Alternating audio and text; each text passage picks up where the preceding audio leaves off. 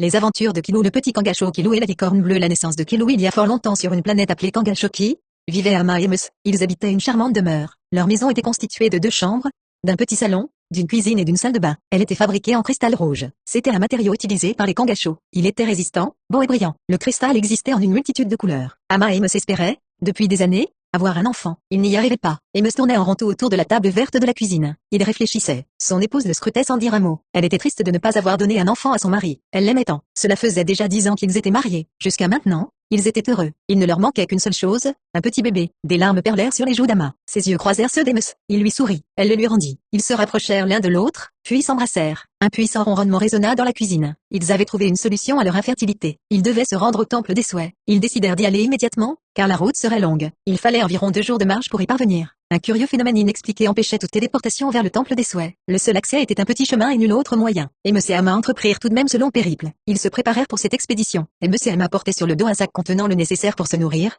se vêtir, se laver, se défendre et se soigner. Ils se retournèrent un instant pour admirer leur maisonnette. Ama s'attarda sur son jardin. Elle y avait mis tout son cœur pour planter des tulipes roses, des bégonias rouges, des rosiers jaunes, des plantes vertes et des pins violets. Elle eut l'air, puis se retourna. Elle fit un clin d'œil à son mari tout en espérant que ce long voyage vers le temple des souhaits leur porterait chance. Ils empruntèrent la route principale de leur village portant le doux nom de Someya. 205 habitants le peuplaient. La rue était bordée de rosiers jaunes, rouges et verts, de pins jaunes et d'êtres feuilles blanches. Ils dépassèrent la maison de leurs voisins. Celle-ci était originale, car elle avait la forme d'une bouteille. Ils ne s'attardèrent pas trop longtemps. Bientôt, ils arrivèrent à une intersection. Ils tournèrent à droite en direction de l'unique magasin du village. Une fois devant, ils y entrèrent et achetèrent 2 gourdes avec synthétiseur d'eau incorporé. C'était pratique pour les longs voyages à pied. Amos et Ama reprirent leur chemin après avoir discuté avec le commerçant. Ils bifurquèrent à gauche en apercevant le grand sapin aux aiguilles violettes qui indiquait la fin de Someya. Ama se retourna pour contempler la vue. Là où elle se tenait, on apercevait tout le bourg, et plus particulièrement le grand magasin à l'enseigne bleue et verte tenu par le Ramitota. Amos l'imita. Il prit la main de son épouse, et ils restèrent quelques minutes à observer la bourgade où s'échappaient des senteurs de gâteaux et de friandises en tout genre. Quelques minutes plus tard, ils reprirent leur chemin. Celui-ci était rocailleux et des touffes d'herbe bleue s'insinuaient entre les cailloux rouges. Pendant plusieurs heures, ils marchèrent dans un paysage composé de champs de blé bleu, de maïs rose et de tournesol violet. On discernait quelques arbres de temps en temps. Le voyage n'était pas totalement monotone. Amos et Ama entendaient le son du camasson. Les heures s'écoulaient lentement. Il était temps pour nos 2 Kangasho de se nourrir. Ils repérèrent un gros rocher non loin de là. Ils s'assirent dessus tout en ôtant leurs sacs. Ils les ouvrirent et extirpèrent 2 sandwichs à la pomme de terre verte et au thon rouge. Ils l'engloutirent rapidement. Ils burent un peu d'eau, et se reposèrent pendant 1 heure. Ils se levèrent pour reprendre leur route en direction du temple des souhaits, lorsque soudain un bruit sinistre résonna derrière eux. Ils furent surpris. Ama poussa un léger cri strident. Ils se retournèrent lentement. Amos et Ama blêmirent en voyant l'entité devant eux. Au cœur de la forêt, des bois cornus non loin de Someya, une licorne bleue du nom de Bella gambadait gaiement entre les sapins rouges. Elle humait l'air vivifiant du bois. Elle respirait les fleurs qui se trouvaient à sa portée. Bella était majestueuse avec sa corne frontale et ses sabots d'un blanc intense. La licorne se plaisait sur cette planète. Elle n'était pas originaire de Kangashoki. Son peuple et elle avaient été emmenés ici pour échapper à des monstres appelés ombrasio. Elle leva les yeux, aperçut une abeille blanche et rouge tournoyant autour d'un arbre-fleur à la recherche de pollen. Bella adorait ces petites bêtes. La grâce du vol des abeilles était ravissement pour les yeux de la licorne. Elle poussa un léger hennissement de plaisir. Elle continua de marcher dans la forêt, s'arrêtant de temps en temps pour y brouter l'air tendre. Un ratou passa entre ses jambes à toute vitesse. Bella fut surprise. D'habitude, ce genre d'animal n'était pas farouche. Elle marmonna, curieux, curieux. La licorne regarda à droite et à gauche. Rien n'indiquait ce qui avait bien pu effrayer le petit animal. Bella avait beau observer avec attention les environs, elle ne remarqua rien d'étrange. Elle inspira profondément une bouffée d'air, et expira ensuite bruyamment pour évacuer les tensions. Elle se souvint que les ratous ressentaient le danger et la présence maléfique à des centaines de kilomètres à la ronde. Bella secoua la tête. Il fallait qu'elle en sache davantage. Elle ferma les yeux et fit le vide en elle. Des images se matérialisèrent dans son esprit. Elle vit un couple de Kangasho se promener sur le chemin du temple des souhaits et son arrêt pour manger. Le cœur de Bella s'emballa. Elle sentit la présence démoniaque d'une créature. Elle ne savait pas de qui il s'agissait. Elle se concentra davantage pour mieux percevoir la sinistre silhouette qui épiait avidement Amos et Ama. Elle reconnut les yeux oranges d'un dragon. Elle savait que les 2 Kangasho n'avaient aucune chance devant une telle monstruosité. Bella était trop loin pour attaquer de face l'entité. Il y avait une solution. Les licornes bleues avaient la faculté de détruire leurs ennemis par la pensée et cela malgré la distance. Elle ne perdit pas une seule minute. Elle se focalisa sur la vision du dragon, et commença à pénétrer dans son esprit. Amos et Ama avaient reconnu la créature qui les attaquait. C'était un dragon. Ils n'avaient aucun moyen pour le pulvériser. Les Kangasho n'avaient pas encore la faculté d'anéantir cet ennemi. Il fallait fuir. Nos 2 amis se mirent à galoper à toute vitesse. Le dragon les talonnait de près. Chacune des secondes qui s'écoulaient rapprochait le dragon d'Amos et d'Ama. Les 2 Kangasho commençaient à s'épuiser. Ils n'avaient pas l'habitude de courir de la sorte. Ama trébucha sur un caillou et tomba au sol. Amos l'ayant entendu, stoppa net son élan. Il se retourna,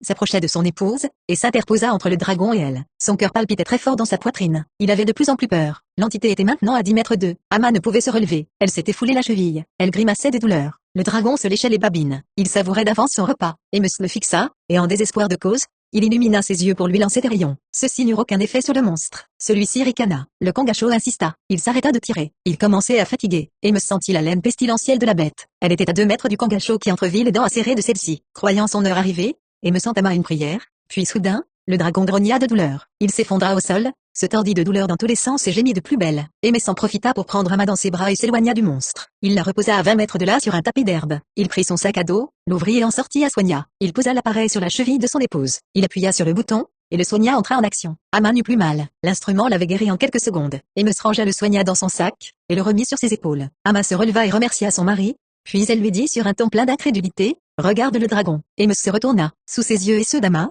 l'entité était prise de convulsions. Son poitrail se soulevait jusqu'à l'extrême. Il n'arrivait pas à quitter la position allongée. Le monstre se tenait désespérément la tête comme si un essaim d'abeilles le piquait de l'intérieur. Et M. Ama était fasciné par le spectacle. Le dragon tenta une nouvelle fois de se lever, mais n'y arriva point. Il trembla. Soudain, la tête de la monstruosité s'enflamma et tout le corps suivit. Et M. Ama en restèrent médusés. Il ne devinait pas qui était derrière tout cela. La seule chose qui comptait, c'était sûrement un ami. Et me s'approcha du dragon en flammes. Celui-ci ne bougeait plus. Son corps continua à se consumer pendant quelques minutes. Et me resta ensorcelé par le spectacle. Ama qui l'avait suivi, lui posa une main sur l'épaule et lui dit, « Il faudrait que nous y allions. La route est encore loin jusqu'au temple. » Et me se retourna, prit délicatement la main de sa femme, lui sourit et lui déclara, « J'ai été enchanté de la destruction du monstre. Un bienfaiteur rôde dans les parages. Espérons que nous connaîtrons, un jour, son identité pour le remercier. » Ama ne dit rien. Elle serra la main de son mari dans la sienne et en silence, ils reprirent leur route en direction du temple des souhaits. Les oiseaux gazouillaient gaiement dans la forêt, des bois cornus en ce début d'après-midi. Les fleurs resplendissaient d'une beauté inimaginable. Les abeilles butinaient allègrement le pollen. Les loups étaient en quête des compagnes pour fonder une famille. Les ratous avaient cœur léger. La menace du dragon avait disparu. Le petit animal qui s'était sauvé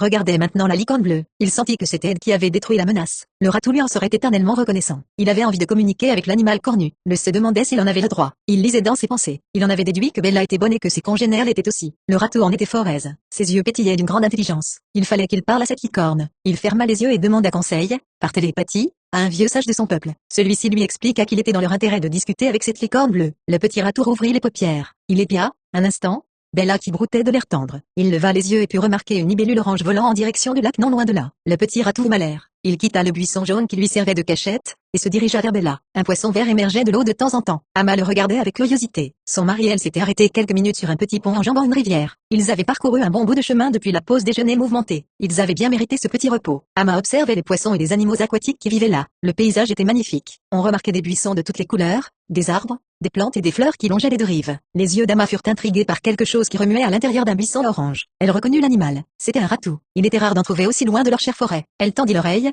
lorsqu'elle perçut le chant du camasson. Elle sourit, et Monsieur lui tapota l'épaule. Elle le dévisagea. Il avait la face des jours sérieux. Il était temps de repartir. Ama soupira légèrement et suivit son mari. Elle jeta un dernier coup d'œil au joli petit pont de bois vert, avant de s'enfoncer avec son époux dans le petit bois de sapin bleu qui se présentait devant elle. Une larme coula sur la joue d'Ama. Une image se grava dans son cerveau, celle d'un petit nourrisson qu'elle tenait dans ses bras. Le ratou du buisson orange suivait du regard le couple de Kangasho. Il les vit pénétrer dans le petit bois. Il frémit. Le petit ratou savait que ce lieu était dangereux pour les. Une présence hostile y rôdait. Il sortit de sa cachette, s'ébroua, se lécha les pattes, ferma les yeux, demanda par télépathie conseil à un vieux sage, et obtint sa réponse. Il rouvrit les yeux. Ama et Ms n'étaient plus dans son champ visuel. Toutefois, il reniflait encore leurs effluves corporels. Il eut mal l'air, sentit le sol, regarda à droite et à gauche et ne perçut aucun danger. Il fila à toute vitesse en évitant les rochers qui jonchaient le chemin, et s'enfonça dans le petit bois maléfique. Un inconnu aux habits violets, non loin du lieu malfaisant et perché sur un rocher orange, scrutait l'horizon. Il avait tout vu, tout entendu. Son regard perçant avait épié, depuis le début, les péripéties des Messées d'Ama, le petit ratou de la forêt des bois cornus,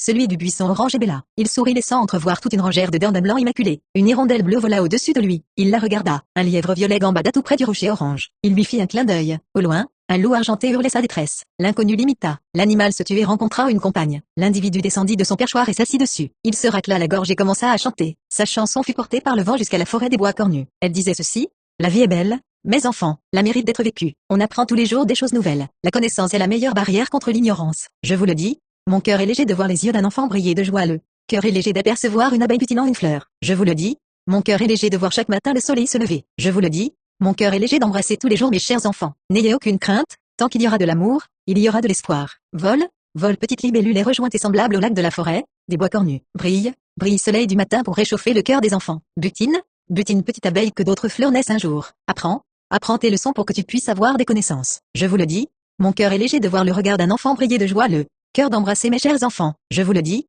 mon cœur est léger de remarquer que le rosier de mon jardin grandit tous les jours. Je vous le dis, mon cœur est léger d'apercevoir des gens qui font le bien autour d'eux. N'ayez crainte mes enfants, nous sommes là, Nous les adultes, pour veiller sur vous ne savons pas tout, mais nous ferons le maximum pour vous apprendre les choses de la vie. Courage, courage.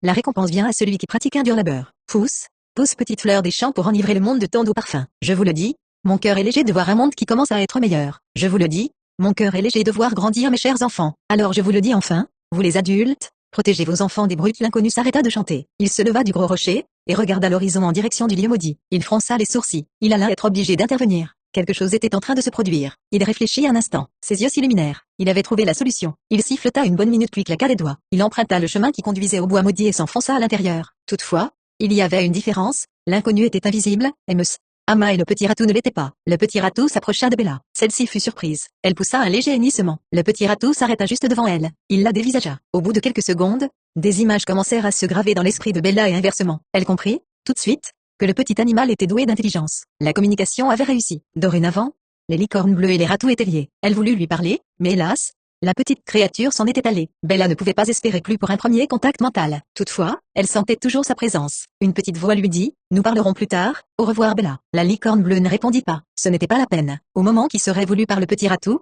il reviendrait à sa rencontre pour discuter avec elle. Il savait où elle habitait et inversement. Un bruit soudain lui fit tendre l'oreille. Ce n'était rien qu'une gazelle rouge des bois qui gambadait non loin. Bella brouta un peu d'herbe, puis se rendit au lac en empruntant un petit chemin escarpé. Au bout de quelques minutes, elle y fut. Elle s'y désaltéra. Elle resta là à admirer pensivement son reflet dans l'eau. Elle eut une petite pensée pour Ama en espérant que leur quête du bonheur ne soit pas trop parcourue d'embûches. Bella décida de rentrer. Elle longea pendant 2 heures le petit sentier dénudé de végétation tout en épiant de temps en temps les animaux aquatiques du lac. Elle bifurqua à gauche et s'enfonça dans la forêt, des bois cornus. Le chemin était en pente. Bella avait quelques difficultés à la monter. Elle y parvint tout de même. Le terrain devint plus plat et la pénombre plus profonde. Pendant une bonne demi-heure, le paysage fut le même. On n'apercevait que des sapins bleus et quelques fleurs rouges. 2 minutes plus tard, la clarté se fit jour. Bella se trouvait, maintenant, dans une immense clairière. Elle admira des massifs entiers de marguerites rouges, de tulipes bleues, de rosiers oranges, de dahlias noirs, de boutons d'or et des coquelicots violets. Elle tourna à droite en prenant un petit chemin traversant tout un champ immense de rosiers. Elle huma le parfum délicat des roses. Elle se dirigea vers une grotte située non loin de là. Elle y fut en 10 minutes. Elle pénétra à l'intérieur jusqu'au fond. Elle pianota mentalement sur un clavier qui se trouvait sur une immense porte blanche. Celle-ci s'ouvrit et laissa entrevoir une immense ville. Bella franchit le seuil de la porte avant qu'elle ne se referme derrière elle. Il faisait sombre dans le petit bois maudit. On n'y voyait pas à 1 mètre. Ama était inquiète. Elle avait la chair de poule. Elle n'aimait pas cet endroit. Hélas pour elle,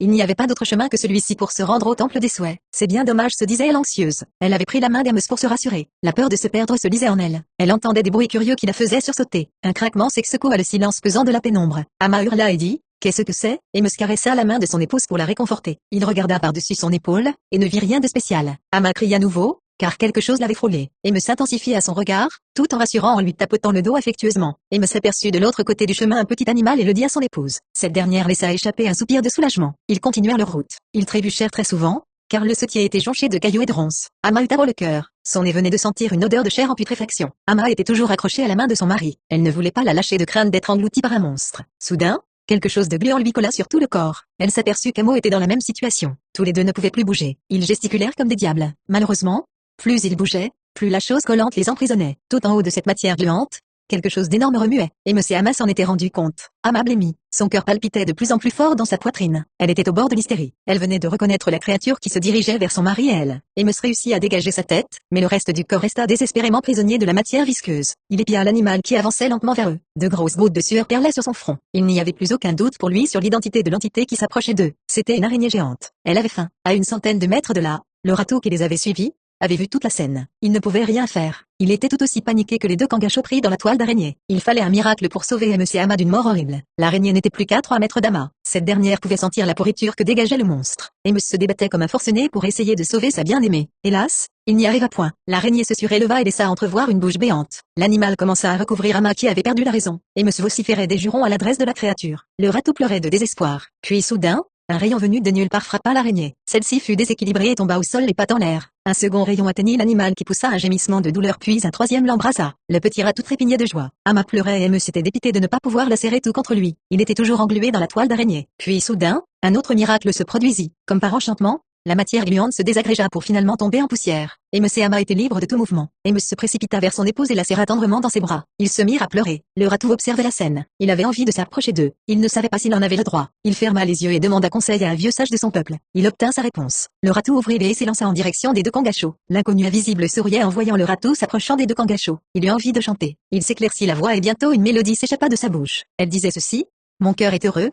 car je vous ai sauvé du monstre. L'araignée ne fera plus de mal à personne. Elle a été terrassée par plus fort qu'elle. C'était la dernière de son espèce. Le bois maudit ne portera plus jamais ce nom. J'en suis fort heureux. Le destin des Messieurs Dama est scellé et rien ni personne ne pourra le stopper. J'en suis fort heureux. Que le monde est beau. La vie mérite d'être vécue. Je vous le dis mes amis, il faut profiter de l'existence. Nous n'avons qu'une seule vie. Elle est trop courte pour la gâcher. Il faut en profiter au maximum sans nuire toutefois aux autres. Je sens la venue prochaine d'un petit bébé qui remplira de joie ses futurs parents. J'en suis fort heureux. J'adore les douces nuits de mon enfance. J'ai les histoires qui finissent bien. Le temple des souhaits n'est plus très loin mes amis. Le mal va cependant vouloir vous faire obstacle. Cela m'énerve au plus haut point. Je suis là pour veiller au grain. L'élu qui rencontrera l'ombrasio bénéfique doit naître à tout prix. Il le faut, car Desaïla l'a décidé. Alors je veillerai sur vos futurs parents. Le ratou s'arrêta. Il avait entendu la chanson. Une joie immense gagna son esprit. Ses yeux brillèrent. Il vit qu'Amo et Ama avaient eux aussi été atteints par la mélodie. Le bois maudit subit une métamorphose. Le soleil qui n'avait jamais réussi à percer la pénombre, le fit. Les fleurs, les plantes et les arbres s'épanouirent. Le bois maudit devint le bois miracle. Au loin, on entendait les loups appelant leurs congénères. Les oiseaux gazouillaient gaiement. Les abeilles butinaient avec délice le nectar des fleurs et les autres animaux gambadaient dans tous les sens. Le ratou cessa sa contemplation. Il s'avança vers les deux kangachos jusqu'à les frôler. Ama baissa la tête et sourit à l'animal. Celui-ci lui envoya, ainsi qu'à Amos, toute une panoplie d'images et de sensations. Amos et Ama voulurent remercier le ratou, mais celui-ci s'était évanoui dans la nature. Ils haussèrent les épaules et reprirent leur route vers le temple des souhaits. 20 minutes plus tard, Amos et Ama quittèrent le petit bois. Ils tournèrent à droite et au bout de 10 à gauche. Le sol était rocailleux dépourvu de végétation. Les deux kangachos se trouvaient dans la région désertique qu'on nommait la rocaille. Au bout d'une heure, ils décidèrent de faire une halte repas. Une fois celui-ci englouti, ils se reposèrent une heure en se faisant des câlins. Ils poursuivirent leur route jusqu'à la tombée de la nuit. Amos explora les environs pour trouver le meilleur endroit pour dormir. Il le repéra. C'était un petit champ d'herbe grasse perdu dans ce désert de cailloux. Amos prit son sac, et en sortit un petit cube noir. Il le posa au sol et tira sur une languette. En quelques secondes, une tente émergea. Amos et Ama s'engouffrèrent dedans. Ils posèrent au sol leur sac, et en extirpèrent chacun un sac de couchage. Avant de se blottir à l'intérieur, Amos referma la fermeture éclair de la tente, et actionna l'écran de force pour protéger Ama et lui d'un éventuel danger extérieur. Au bout de quelques minutes, nos deux compagnons plongèrent dans le pays des songes. L'inconnu n'était pas loin, juste à côté de leur tente. Ils sentaient la présence maléfique d'un dragon. Il n'eut pas tort de rester. Au milieu de la nuit, un dragon s'approcha de la tente, et tenta de percer l'écran de force. Il y serait très certainement arrivé si l'inconnu n'avait pas été là. Celui-ci lui décocha un direct de droit qui propulsa la créature à une centaine de mètres de la tente. Au moment où la bête allait se remettre debout, l'inconnu lui lança un rayon qui le transperça. Le second le désintégra. L'inconnu se retourna et regarda la tente des kangachos. Il percevait la présence de centaines de dragons. Il ne pouvait pas tous les combattre sans qu'Amo et Ama en subissent les conséquences. Il reviendrait les anéantir lorsque les deux kangachos seraient à l'abri. Il fallait qu'il leur écourte leur voyage. L'individu traversa sans aucune peine l'écran de force et posa les mains sur la toile de tente. Il se concentra et en quelques secondes l'inconnu, la tente et les deux kangachos s'évanouirent dans la nature. Le chant du camasson annonça le retour du soleil. Cela intrigua Amos et Ama. Il n'y avait pas de camasson dans la région de la rocaille. Ils sortirent de la tente et eurent une grande surprise. Devant eux se tenait un majestueux bâtiment. Il était entièrement en marbre blanc orné de têtes d'animaux en pierre taillée. L'édifice était rectangulaire avec des petites fenêtres. Amos et Ama se tenaient en face d'une immense porte verte. Les deux kangachos avaient reconnu la bâtisse. C'était le temple des souhaits. Ils se demandèrent par quel miracle ils avaient pu atterrir ici. Ils étaient persuadés qu'un bienfaiteur les avait pris sous son aile. Amos laissa un instant Ama et entra dans la tente. Il roula les sacs de couchage, et les rangea dans les sacs à dos. Il plia la tente et la remit dans son sac. Il donna le sien à Ama qui était en train d'admirer le paysage aux alentours. Il se composait d'arbres de toutes les espèces et d'une multitude de rosiers multicolores. Amos prit la main de sa femme et lui dit: es-tu prête à y entrer? Ama lui caressa la tête et lui murmura à l'oreille qu'elle l'était. Ils s'approchèrent de la porte qui s'ouvrit toute seule laissant échapper une lumière blanchâtre. Ils pénétrèrent à l'intérieur. La porte se referma derrière eux en claquant bruyamment. La était aveuglante. Elle empêchait de voir à l'intérieur du temple. Soudain,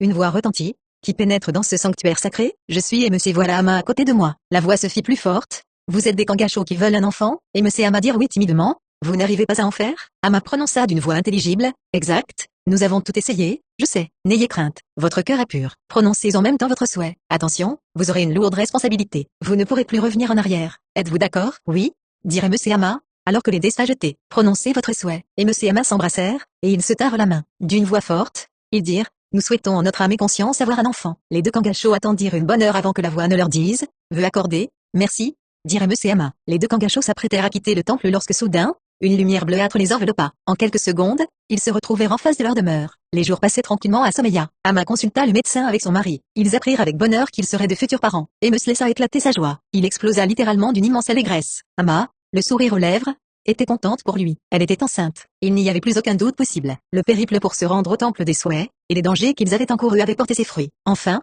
tu vas être papa, se dit-elle ravie de la situation. Il fallait maintenant patienter 6 mois avant qu'Ama mette au monde un joli petit bébé. Les mois passèrent agréablement. Amos était tout attentionné vis-à-vis de sa femme. Il lui préparait ses plats et desserts préférés. Il s'occupait de la maison et du jardin. Il avait même planté un rosier orange, le jour où il avait appris que son épouse était enceinte. Il l'aménageait. Il ne voulait pas qu'elle fasse une fausse couche. Il avait tant attendu cet événement. Et il savait qu'Ama ne supporterait pas l'épreuve de perdre cet enfant. Il était de son devoir de futur père de protéger la femme qu'il aimait et qui lui donnerait un bambin. Leur ami Tota avait organisé un petit repas lorsqu'il apprit que ses amis d'enfance deviendraient parents. Il en était ravi. Tota avait beaucoup espéré qu'Ama puisse être mère un jour. Il leur avait parlé du temple des souhaits. Tota ne fut pas surpris lorsque ses compagnons d'école entreprirent de se rendre dans le sanctuaire sacré. Les semaines s'égrenaient tranquillement. La grossesse d'Ama se voyait de plus en plus, et faisait le bonheur d'Amos. Tota aida celui-ci à préparer la chambre du futur enfant. Ils peignirent la chambre en blanc et y dessinèrent des animaux, des arbres et des étoiles. Ils installèrent le lit, l'armoire, la commode, l'immense coffre à jouets, le bureau et sa chaise, un immense tapis de sol représentant un paysage marin, des rideaux avec des camassons dessinés dessus, une boîte à musique en forme de l'eau et des petites lumières au plafond. La chambre de l'enfant plaisait à Ama. Tota et Amos en étaient fiers. Ama avait de plus en plus de difficultés à se déplacer. Elle en était au début de son 6e mois. Elle savait que c'était un garçon. Elle était en train d'admirer son jardin lorsqu'elle fut prise de violentes douleurs. Le bébé voulait sortir. Amos fit venir le médecin. Le travail avait commencé. Ama allait mettre au monde son bébé chez elle. 8 heures s'écoulèrent avant que celui-ci ne pointe son petit museau. Le nouveau-né accueillit sa mère en pleurant. Ama le serra tout contre elle et pleura. Elle fut suivie par Amos. Le médecin prit l'enfant dans ses mains et l'ausculta. Il était en pleine santé et ses poils étaient de couleur jaune comme ceux de ses parents. Le praticien redonna le garçonnet à sa mère et demanda comment ils allaient l'appeler. Amos et Ama se regardèrent et dirent: Kilou, joli prénom. Je le note pour l'état civil. Je vous reverrai pour les consultations de routine. Je vous salue. Amos et Ama serrèrent la main du docteur. Ils restèrent seuls avec leur bébé. Une nouvelle vie commençait pour eux. Les premières années, les mois passèrent rapidement. Kilou grandissait à vue d'œil. Mais un jour, l'enfant resta sans bouger dans son lit. Amos et Ama étaient inquiets. Ils firent venir le médecin. Celui-ci ausculta Kilou. Le patricien regarda gravement Amos et Ama. Ama remarqua que des larmes coulaient sur les joues du médecin. Son cœur palpita de plus en plus fort dans sa poitrine. Une angoisse terrible lui prenait le bas-ventre. Amos demanda au médecin de quoi souffrait Kilou. Celui-ci lui déclara qu'il ne connaissait pas le mal dont était atteint l'enfant. La seule chose qu'il savait, c'était que Kilou était mourant. Il ne dissimula pas la vérité à Amos et Ama. Ama fut effondrée par la nouvelle. Elle se mit à sangloter. Ses sanglots devinrent bientôt des torrents de larmes. Amos était anéanti. Ils avaient fait tant d'efforts et de sacrifices. On allait leur enlever leur cher Kilou. Le médecin quitta la maison d'Amos et d'Ama. Les jours s'écoulèrent et l'état de santé de Kilou s'aggrava. Ama refusait de s'alimenter. Elle était impuissante devant la maladie de son enfant. Elle le voyait dépérir, et elle rejettait de ne pas pouvoir le sauver. Amos et elle prièrent tous les jours pour qu'un miracle se produise. La fatigue eut raison d'eux. Ils tombèrent eux aussi malades. Une infirmière à domicile fut dépêchée chez eux. Elle s'occupa de toute la famille. Elle-même ne pouvait rien faire. Kilou était dans un état critique. Il risquait de mourir à chaque instant. Amos et Ama refusaient de s'alimenter. Ils avaient perdu la foi. Ils n'avaient plus aucune raison de vivre. Leur unique enfant allait mourir d'un mal inconnu. Tota était désespéré. Lui aussi commençait à perdre espoir. Une nuit, où il ne réussit pas à dormir, il se rappela une légende qui racontait qu'un enfant atteint d'une maladie inconnue avait été guéri par une licorne bleue. Tota savait où trouver une licorne bleue. Il en avait aperçu une dans la forêt des bois cornus. Il se précipita vers la maison de ses amis, et il leur soumit son idée. Ama et Amos, qui avaient une grande confiance en leur ami, furent emballés par le projet de sauver la vie de leur enfant mourant. Ils l'autorisèrent à prendre Kilou et à l'emmener auprès de cette licorne bleue. Tota entra dans la chambre de Kilou. Il le regarda un instant. Il le prit dans ses bras et le serra tout contre lui. Il le déposa à l'intérieur d'une boîte porte-bébé. Il quitta la maison de ses amis avec l'enfant autour de sa poitrine. Il fila vers l'ouest, et emprunta le chemin qui conduisait vers la forêt des bois cornus. 30 minutes plus tard, Tota s'enfonçait dans l'épaisse forêt en espérant qu'il retrouve rapidement la trace de la licorne bleue. Il entendait Kilou qui gémissait. L'enfant avait du mal à respirer. Il était très souvent pris de quinte de toux. Tota en avait le cœur brisé de voir ce petit être souffrir aussi durement. Le Kangachow dressa l'ouïe. Il avait entendu un bruit à sa gauche. Il y jeta un coup d'œil. Il ne vit qu'une gazelle des bois. Cette dernière s'approcha de Tota et renifla l'enfant. Elle poussa un petit gémissement, et s'enfuit comme une trombe en direction du lac. Tota était surpris par une telle attitude. Il décida de la suivre à l'odeur. Les Kangachows avaient l'odorat très développé. Il prit le chemin empanté, au bout d'un certain temps se retrouva près du lac. Il le longea. Non loin de là, Bella avait remarqué la gazelle des bois qui galopait à toute enjambée. Cela l'intrigua. Bella sortit de sa cachette, et elle se dirigea vers le lac. Elle sentit quelque chose de curieux. Elle perçut la présence d'un Kangachow adulte et d'un petit enfant. Elle se concentra davantage. Elle blêmit. L'enfant était mourant et elle l'avait reconnu. C'était Kilou. Sans aucune précaution, elle s'orienta vers Tota. Celui-ci l'avait vu. Il sourit. Il se remit à espérer que cette licorne bleue puisse sauver le rejeton de ses amis. Il décida de s'arrêter. Il détacha la boîte porte-bébé de sa taille, et la posa au sol. Quelques minutes plus tard, Bella apparut et se trouva à quelques centimètres de Kilou. Elle dévisagea Tota. Elle n'avait nul besoin qu'il lui explique qu'elle devait sauver l'enfant. Elle plongea sa tête dans la boîte porte-bébé. Elle se mit à renifler Kilou. Elle y sentit la marque du mal. Quelqu'un avait utilisé un sortilège maléfique sur l'enfant pour qu'il tombe gravement malade. Bella en était écœurée. Elle comprenait mieux la panique de la gazelle des bois. Cette dernière avait ressenti l'envoûtement. Il n'y avait plus une minute à perdre. L'enfant n'avait plus qu'une ou 2 heures à vivre grand maximum. C'était une chance qu'elle fût dans les parages. Elle souffla sur le garçonnet qui se sentit un peu mieux. Elle renouvela l'expérience une dizaine de fois. Puis elle le toucha avec la pointe de sa corne. Une réaction eut lieu. Une lumière orange enveloppa Kilou pendant 20 minutes. L'enfant sourit puis il rigola. Il était sauvé. Tota, les larmes aux yeux, remercia la licorne bleue. Bella émit un petit hennissement de plaisir, lorsque soudain un rire sinistre fendit l'air. Elle se retourna. Tota était livide. Instinctivement, il prit Kilou dans ses bras pour le protéger. Bella lui avait reconnu la créature qui se dirigeait vers eux. C'était un dragon rouge, les plus redoutables et les plus intelligents de leur espèce. Bella n'avait pas le choix, elle devait le combattre. Elle avait la capacité, même infime, de le détruire. Elle s'élança contre son ennemi. Celui-ci ricana méchamment. Le choc fut violent. Bella fut propulsée à 10 mètres plus loin, grièvement blessée. Elle poussa un gémissement de douleur avant de s'évanouir. Elle laissait Tota et Killou seuls et désarmés devant le dragon rouge. Celui-ci dévisagea Tota et l'enfant. Il se lécha les babines. Tota était paralysé par la peur. Il n'arrivait pas à bouger. Au moment où le dragon rouge, bouche grande ouverte, s'apprêtait à refermer sa mâchoire sur la tête de Tota, Killou leva la sienne. Il illumina ses yeux et tira. Le dragon rouge fut surpris et poussa un grognement de douleur. Killou renouvela l'expérience. Le monstre recula médusé. Il ne comprenait pas. Les rayons des Kangasho ne fonctionnaient pas sur les dragons. Pourtant, il ressentait de la douleur. Tota était tout aussi surpris. Il comprit vite l'avantage qu'il avait. Il mit Killou debout. Celui-ci se concentra davantage et un puissant rayon transperça le dragon rouge. Celui-ci hurla de souffrance. Killou en profita pour recommencer. Le monstre s'enflamma comme une torche en poussant un cri de terreur. Quelques minutes plus tard, le dragon rouge n'était plus qu'un tas de cendres. Derrière Tota et Killou, Bella était au plus mal. Elle était en train de mourir. Killou perçut sa détresse. Il gesticula dans tous les sens pour quitter les bras de Tota. Celui-ci n'avait pas compris ce qu'il voulait. Killou, ne sachant pas encore parler, le mordit à la main. Tota poussa un cri et lâcha l'enfant qui tomba au sol. Killou rampa rapidement vers Bella. Toutefois, il n'y arriva pas. Elle était trop loin. Tota avait observé le manège et, cette fois-ci, il savait ce que voulait faire l'enfant. Il le souleva et il le déposa à côté de la licorne bleue. L'enfant toucha la corne de Bella et en une fraction de seconde, elle fut baignée dans une lumière orange. Quelques minutes plus tard, Bella se redressa entièrement guérie. Elle remercia Killou. L'enfant gazouilla. Tota reprit Killou et le replaça dans la boîte porte-bébé. Il attacha le tout à sa poitrine. Il voulut saluer la licorne bleue, mais celle-ci avait disparu. Tota quitta la forêt des bois cornus. Il savait que deux personnes qui étaient chères à ses yeux allaient être contents. Il leva les yeux au ciel, et vit un vol de camassons. C'était un beau présage. Au loin, tapis dans une grotte obscure, un hurlement de dépit et de colère grondait sa rage que l'enfant soit toujours en vie. Le bonheur était revenu dans la maison des Messedama. Killou avait été sauvé par la licorne bleue. Les parents de celui-ci leur en seraient éternellement reconnaissants. Ils remercièrent Tota qui leur avait suggéré cette idée. Ama n'osait pas imaginer le contraire. Killou serait très certainement décédé à l'heure actuelle. Les années passèrent dans la quiétude. Killou grandissait à vue d'œil. Comme tous les enfants de son âge, il faisait des bêtises. Tota revint plus d'une fois dans la forêt en espérant revoir la bête cornue. Elle ne se montra plus jamais à lui. Il en était triste. Il aurait aimé la revoir avant de mourir. Tota était encore jeune pour un Kangasho. Il avait 133 ans. Les Kangasho vivaient jusqu'à 290 ans. Tota était atteint d'une maladie qui affaiblissait ses muscles, son cœur et son cerveau. Son espérance de vie n'était plus que de quelques mois environ. Il n'avait pas encore révélé la vérité à ses amis. Ils avaient tant souffert. Il devait pourtant le leur dire. C'étaient de très bons amis à lui. Il le considérait comme faisant partie de la famille. Tota, un jour, prit son courage à deux mains. Il l'annonça à Ms et Ama. Ses amis pleurèrent à chaudes larmes. Ama lui demanda s'il ne pouvait pas chercher la licorne bleue qui avait guéri Killou. Tota expliqua que son cas était différent. Le garçonnet était sous l'emprise d'un envoûtement maléfique alors que lui souffrait d'une maladie naturelle. On n'y pouvait rien. Il devait accepter sa fin proche. Les jours passèrent et on allait bientôt fêter le 6e anniversaire de Killou. Le jour prévu, Ama prépara un gros gâteau et plein d'autres plats succulents. Ms, Ama et Killou attendirent pendant longtemps Tota. Ms l'avait invité malgré que ces derniers jours sa maladie l'avait beaucoup affaibli. Ils décidèrent de manger pour faire plaisir à Killou. C'était son anniversaire, et Tota n'aurait pas aimé qu'il soit gâché par ceux qui n'avaient pas pu venir. Killou souffla péniblement sur ses bougies, et toucha à peine son gâteau. Il regardait ses parents. Il savait qu'il se passait quelque chose. Ms et Ama n'avaient pas eu le courage de révéler la vérité à Killou. Celui-ci ne savait pas que Tota était mourant. Il se leva et demanda la permission à ses parents de sortir pour se promener. Ils acceptèrent. Killou quitta la maison et emprunta la grande rue. Il se dirigea immédiatement vers le magasin de Tota. Il avait senti qu'il se tramait quelque chose. Le magasin était fermé. Ce n'était pas grave. Il y avait une petite porte derrière qui donnait sur l'appartement de Tota. Il l'ouvrit et dévala les escaliers. Il appela Tota,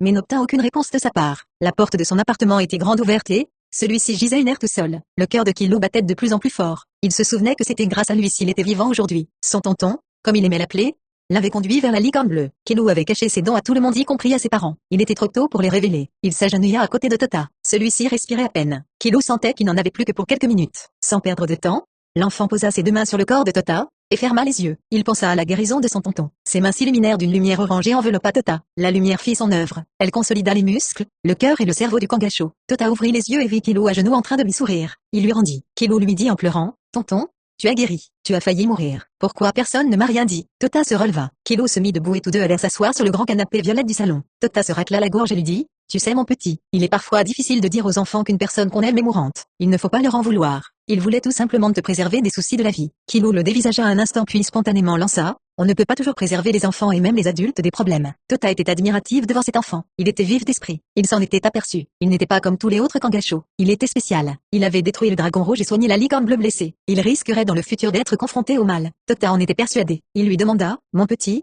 te rappelles-tu de tout ce qui s'est déroulé lorsque tu étais bébé? Ma guérison par Bella, l'attaque du dragon rouge, les blessures de Bella, la destruction du monstre par moi et la guérison de Bella par moi. Tota le dévisagea et lui demanda, qui est Bella? C'est la licorne bleue qui est venue à ta rencontre. Tota dit d'un ton songeur, formidable, tu lis dans les pensées, tout à fait, Tonton et je suis le seul pour l'instant. Dans le futur d'autres Kangashos le pourront. Tota comprenait que le petit garçon était plus intelligent que la moyenne des enfants de son âge. Il était la preuve vivante les Kangashos amorçaient une nouvelle étape de leur évolution. Il était temps de révéler tout ceci à ses parents. Tota prit la main de Killou, et sans un mot, ils quittèrent son appartement. Ils se dirigèrent en direction de la grande rue, et allèrent jusqu'à la maison des Monsieur Dama. Ceux-ci furent stupéfaits de voir leur ami en pleine forme. Tota leur expliqua tout de A à Z, regarda son fils, et lui dit tout simplement, « Je me doutais que tu étais spécial. » Ils discutèrent un long moment et puis Killou dit, « J'ai faim. » Et Ms. Ama et Tota se mirent à rire. Killou fronça un peu les sourcils et rigola à son tour. Tous les quatre se rendirent dans la cuisine, et mangèrent de bon appétit. Tota resta jusque tard le soir. Il raconta des histoires à Killou qui se régalait de les entendre. Tota salua ses amis. Avant d'arriver chez lui, il entendit un hurlement sinistre venant de très loin. Il le reconnut. C'était le même qu'il avait perçu lorsqu'il s'en était retourné,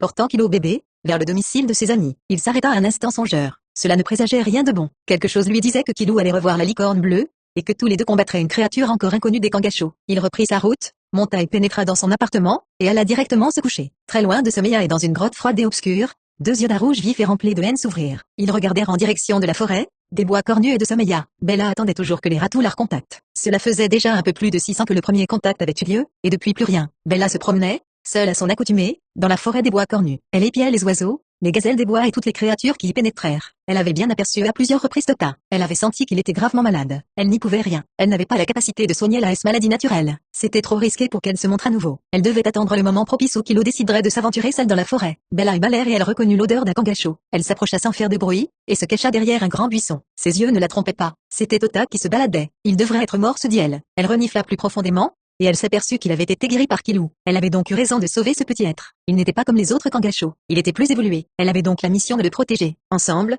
ils pourraient vaincre la créature qui rôdait, de temps en temps dans les parages. Bella l'avait déjà entendu hurler à plusieurs reprises. Elle savait qu'elle était mauvaise. Elle ferma les yeux pour se remémorer l'hideuse bête. Une image apparut. Une créature monstrueuse prit forme dans son esprit. Elle était immense. Elle mesurait environ 4 mètres de haut. Sa tête était presque carrée ornée de 4 cornes dessus. Ses oreilles étaient pointues. Ses yeux étaient gros et globuleux. Son nez et ses narines étaient immenses. Le menton était couvert de poils noirs. Son cou était trapu. Le corps était massif. Ses bras étaient costauds et d'immenses griffes acérées terminaient ses doigts des mains. Ses jambes étaient musclées et ses deux pieds possédaient des sabots. Sa peau était de la couleur de la lave en fusion. Bella ouvrit les yeux et elle secoua sa tête. Un petit frisson se propagea sur son dos. Elle savait que seule elle ne pourrait vaincre ce monstre. Il était hors de question que son peuple intervienne. Cela affaiblirait les licornes bleues et révélerait leur présence sur cette planète aux ombrasiaux. Les Kangashos seraient massacrés par eux. Seule Killou, et elle était en mesure de se battre avec l'entité. Elle viendrait chaque jour ici, pour guetter la venue de l'enfant. C'était le seul chemin. Elle regarda un instant Tota qui s'éloignait et se dirigeait vers Sommeya. Elle resta là encore de petites heures, puis s'en alla rejoindre ses congénères. Killou s'amusait chez lui. Il attendait avec impatience que Tota vienne le voir. Il lui narrait toujours plein d'histoires palpitantes. Il lui décrivait la forêt des bois cornus. Killou avait de plus en plus envie de s'y rendre. Chaque jour qui s'écoulait, le poussait invariablement vers la forêt des bois cornus. Cependant, il ne dépassait jamais la dernière maison de Sommeya. Il ne lui restait que 3 bons kilomètres à parcourir pour y aller. Il ne se sentait pas encore prêt. Le jour où il le serait, il franchirait le pas. Plusieurs fois, il lui arriva de voir Tota revenir de la forêt. Il l'attendait et Killou le raccompagnait jusque chez lui. Tota lui offrait toujours quelques friandises à grignoter. Il adorait cela. Mais un jour, Killou, en sortant de chez Tota, entendit un hurlement sinistre. Il provenait de la forêt des bois cornus. Il dépassa sa maison, et se dirigea à droite jusqu'à la dernière maison. Il s'arrêta. Il entendit de nouveau le sinistre hurlement. Il provenait toujours de la forêt. Il se décida. Il fit un pas devant puis un second et dépassa la dernière maison de Sommeya. Sur le chemin de la forêt, des bois cornus, l'inconnu étrangement vêtu se matérialisa sur le rocher se trouvant près du bois miracle. Cela faisait longtemps qu'il n'était pas venu sur Kangashoki. Toutefois, lors de sa dernière visite, il avait détruit un grand nombre de dragons résidant dans la province de la Rocaille. Il était heureux de voir qu'Amo et Ama avaient eu un enfant. De là où il se tenait grâce à sa vision très perçante, il vit le petit Kangasho emprunter le chemin de la forêt, des bois cornus. L'élu embrassait son destin. L'inconnu n'avait pas le droit d'intervenir. Il était là seulement en tant qu'observateur sauf avis contraire. La dernière fois, il avait carte blanche. Ce n'était pas le cas aujourd'hui. Ce jour, qui était déjà bien entamé, allait sceller le sort de plus d'un habitant dans l'univers. Sur Kangashoki se trouvait une créature que le peuple de l'inconnu nommait le mammouth. Il écrasait et dévorait tout ce qui lui barrait la route. Certaines forces du mal en avaient pris connaissance. Elle savait aussi qu'un être spécial devait naître. Elle l'avait susurré au mammouth. Celui-ci avait utilisé ses dons pour empêcher Monsieur Ama de se rendre au temple des souhaits. Il avait échoué. Le mammouth avait donc attendu que Killou naisse pour lui jeter un envoûtement maléfique, et qui devait le faire mourir. Il échoua de nouveau, et pire encore, le petit Kangasho avait rencontré Bella. Le mammouth, ce jour-là, entra dans une colère noire. Le dragon rouge qu'il avait envoyé pour détruire Bella n'avait pas réussi sa mission. Killou l'avait anéanti, et il avait soigné la licorne bleue. Le mammouth en fut écœuré. Il allait devoir se battre contre cet être spécial et Bella. Il ne savait pas s'il remporterait la victoire. Le voilier du temps avait refusé de lui laisser entrevoir son avenir. Il ne pouvait plus reculer. Les forces du mal qui l'avaient aiguillé dans cette direction ne toléreraient pas qu'il fasse machine arrière. Il irait donc vers son destin. L'inconnu avait tout perçu. Il savait exactement où se cachait le mammouth. Il n'avait pas le droit de révéler la cachette du monstre. Il resterait donc là, sur son rocher, à observer de loin la bataille qui allait s'engager et sceller le destin de plus d'un habitant dans l'univers. Killou avançait gaiement. Il humait l'air. Il s'arrêta un instant pour admirer une petite fleur rouge. Il fut étonné lorsqu'il s'aperçut que des yeux s'ouvrirent pour le regarder. La fleur était douée d'intelligence. Elle communiqua par la pensée avec Kilou. Le petit Kangasho pouvait lui répondre. Il comprit qu'il avait la capacité de communiquer avec d'autres espèces. Kilou lui demanda: comment t'appelles-tu? La petite fleur cligna des yeux et parla: je n'ai pas de nom. C'est inutile pour nous. Tu es le seul de ton espèce à pouvoir converser avec nous. Tu sais que tu es spécial, on me l'a dit. Tu vas accomplir plein de choses. Kilou resta silencieux un instant puis dit: peut-être. Avant de parler, la petite fleur se secoua et laissa échapper d'agréables odeurs qui plurent à Kilou. Des dangers rôdent dans ce bas monde. Il faudra être prudent, mon petit. Nous continuerons à te parler. Tu nous plais beaucoup. Tu as vaincu le dragon rouge et soigné Bella. Kilou abasourdi demanda: vous connaissez Bella? Nous l'observons depuis des années. De temps en temps nous dialoguons avec elle. Bella est un être merveilleux. Je l'ai senti. Nous le savons, mon petit. Toi aussi, tu es bon. Nous allons te donner un présent qui t'aidera lorsque tu rencontreras le mammouth. Qui est le mammouth? Tu le sauras bien assez tôt. La petite fleur cessa de parler. Elle ferma ses yeux. Elle se concentra, et en un éclair, une lumière blanche frappa Kilou. Il n'eut pas mal. Il se tâta et sentit qu'il portait maintenant sur sa veste petite broche en forme de fleur rouge. Kilou dit: c'est donc cela mon présent, cette broche? La petite fleur ouvrit les yeux et lui dit: elle t'aidera. Tu dois cependant savoir que tu es l'élu. Tu le comprendras bien assez tôt. Cette broche te sera d'une grande utilité lorsque Bella et toi, vous rencontrerez le mammouth. Nous ne pouvons t'en dire plus. Tu peux continuer ta route, mon petit. La petite fleur s'arrêta de parler et ferma ses yeux. Kilou la remercia puis il poursuivit son chemin. Pour l'instant, la seule chose qu'il comprenait était qu'il devait revoir Bella. Cette envie de rencontrer de nouveau la licorne bleue devenait de plus en plus impérieuse à chaque pas qui le rapprochait de la forêt, des bois cornus. Il tripota la broche puis marcha d'un pas décidé. Au même instant, Bella sortait de la grotte qui cachait sa ville au regard indiscret. Elle s'attarda à contempler les centaines de rosiers qui ornaient la clairière. Elle en respira les senteurs pour se donner de l'énergie. Elle en mangea quelques-unes pour prendre des forces. Elle sentait, tout au fond d'elle, que c'était le grand jour. Elle eut mal l'air et elle perçut l'odeur de Kilou. Elle n'avait plus une minute à perdre. Elle devait aller à sa rencontre. Elle prit son élan et galopa à toute vitesse en direction du lac. Dans un coin reculé de la forêt, des bois cornus, un conseil de vieux sages était en réunion. Il était à l'abri des regards. Ce conseil se trouvait dans une petite vallée invisible aux autres habitants de Kangashoki. La ville était souterraine. Il y avait un nombre incalculable de couloirs, de petites, moyennes et grandes salles ainsi que des suites. Le conseil des vieux sages avait pris place dans l'une des nombreuses suites que comptait la cité souterraine. Le conseil était constitué de 8 ratous âgés et de 8 consultants plus jeunes. Ils discutèrent pendant de nombreuses heures des événements qui se déroulaient sur Kangashoki, parlèrent plus particulièrement de l'élu, Kilou. Ils avaient espionné Monsieur Yama. Ils avaient été chagrinés lorsqu'ils apprirent que l'enfant était sur le point de mourir. Ils furent soulagés lorsqu'ils virent Bella guérir Kilou,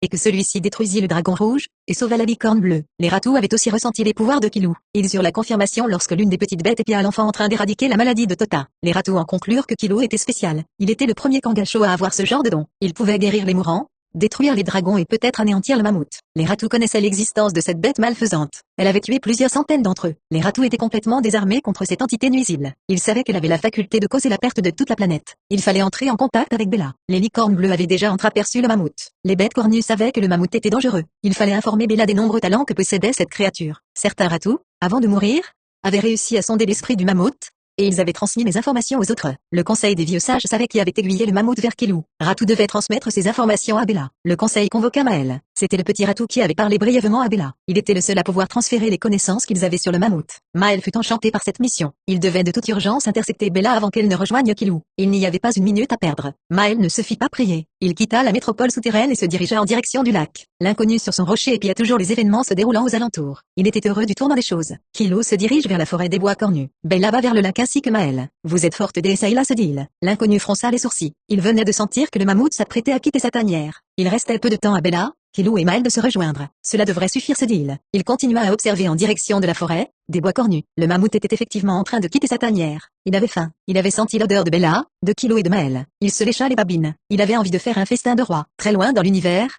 Desaïla observait le mammouth. Il ne fallait pas qu'il parte tout de suite sa tanière. Kilou, Bella et Maël n'auraient pas le temps de se rejoindre. Elle se concentra. Elle ne pouvait demander à son fidèle Marcus Volutu d'intervenir. Il n'en avait pas le droit. Elle, en revanche, le faire sans trop interférer dans le déroulement des choses. Elle ferma les yeux et se matérialisa en face de la grotte du mammouth. Elle lança une boule de feu qui fit s'écrouler l'entrée de la grotte. Desaïla repartit aussi vite qu'elle était venue. Le mammouth grogna. Des tonnes de rochers obstruaient maintenant l'unique sortie de cette tanière. Il pesta. Il avait un bref instant reconnu les effluves de Desaïla. Il se jura de lui faire la peau. Il souleva avec rage quelques rochers pour se frayer un passage. Un éboulement s'ensuivit. Un énorme rocher lui tomba sur la tête et l'assomma. Desaïla, qui avait vu la scène, se mit à rire. Kilou, Bella et Maël avaient maintenant tout le loisir pour se rejoindre. Kilou avait déjà parcouru un bon kilomètre. Il écoutait le chant du camasson. Il tripotait de temps en temps la broche que la petite fleur rouge lui avait offerte. Il était radieux. Ses parents ainsi que Tota allaient sûrement s'inquiéter. Il n'était pas rentré chez lui. Il ne le pouvait pas. Kilou était poussé par quelque chose. Il devait se rendre à tout prix dans la forêt, des bois cornus. Son destin était lié à celui de Bella. Plus il s'approchait de la forêt, plus il en était persuadé. Il ressentait même qu'il y aurait quelqu'un d'autre avec la licorne bleue. Ses yeux s'arrêtèrent sur un objet curieux qui réfléchissait la lumière. Il s'approcha de celui-ci. Il s'agenouilla et contempla l'objet. C'était un petit miroir tout rond avec un petit motif en forme de dé en haut à gauche. Kilo ramassa le petit miroir et le glissa dans sa poche. Il se releva et reprit son chemin. La petite fleur rouge ouvrit ses yeux. Elle regarda dans la direction où Kilo s'était éloigné. Elle avait une bonne vision. Elle fut ravie lorsqu'elle remarqua qu'il avait trouvé le miroir de dé Saïla. Les plans de la divine déesse se déroulent comme prévu, se dit-elle. Elle se secoua. Elle devait maintenant suivre Kilo. La petite fleur rouge ferma ses yeux et se concentra. Il fallait qu'elle se transforme pour pouvoir Kilo. Elle prononça quelques mots dans un dialecte incompréhensible et,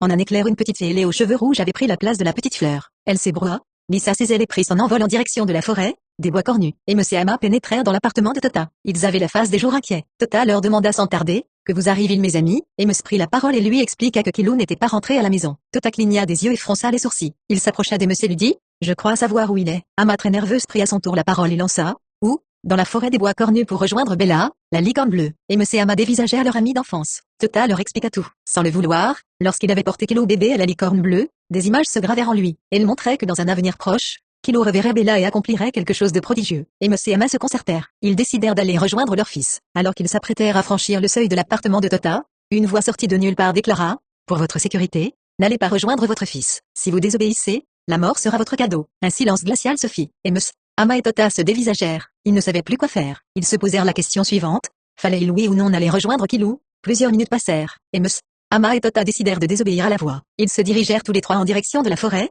des bois cornus. Kilo n'avait plus qu'un kilomètre à parcourir. Il ne rencontra rien d'extraordinaire mis à part la petite fleur rouge et le miroir. La route qui conduisait à la forêt, des bois cornus, était assez praticable. Le paysage était composé de champs sauvages, où se mêlaient des fleurs, des arbustes, des plantes et de l'herbe à profusion. Petit à petit, Kilo s'approchait de l'entrée de la forêt. Plusieurs minutes plus tard, il y arriva. Il s'arrêta un instant. Les arbres étaient immenses. Cela impressionnait Kilo. Le chemin qui s'enfonçait dans la forêt était sombre. Kilo n'était pas trop rassuré. Il prit une bonne bouffée d'air pour se donner du courage et pénétra à l'intérieur. Derrière lui, la fée aux cheveux rouges le suivait sans se faire voir. Elle s'enfonça, elle aussi, dans l'épaisse forêt. Dans la forêt des bois cornus, le vent soufflait dans la région de Sommeya. Il était assez fort. Il était pénible de se déplacer. Toutefois, ces bourrasques de vent n'impressionnaient pas Marcus Volutu. Il avait souri lorsqu'il avait vu Kilo pénétrer dans la forêt suivi par la petite fleur rouge transformée en fée. Le vent lui apportait des odeurs de pin. Il adorait ce parfum délicat. Il cligna des yeux et poussa la chansonnette. Le doux parfum des pins m'enivre. Je le respire avec joie. Mon cœur est gai et le monde est beau. Il faut profiter des moments présents. On ne sait jamais ce que l'avenir nous réserve. Il est agréable de voir une abeille butiner une fleur. Il est de voir un enfant rire en jouant. Il est agréable d'entendre un chien aboyer de joie en apercevant son maître. Il est agréable d'aimer. Petit Kilo,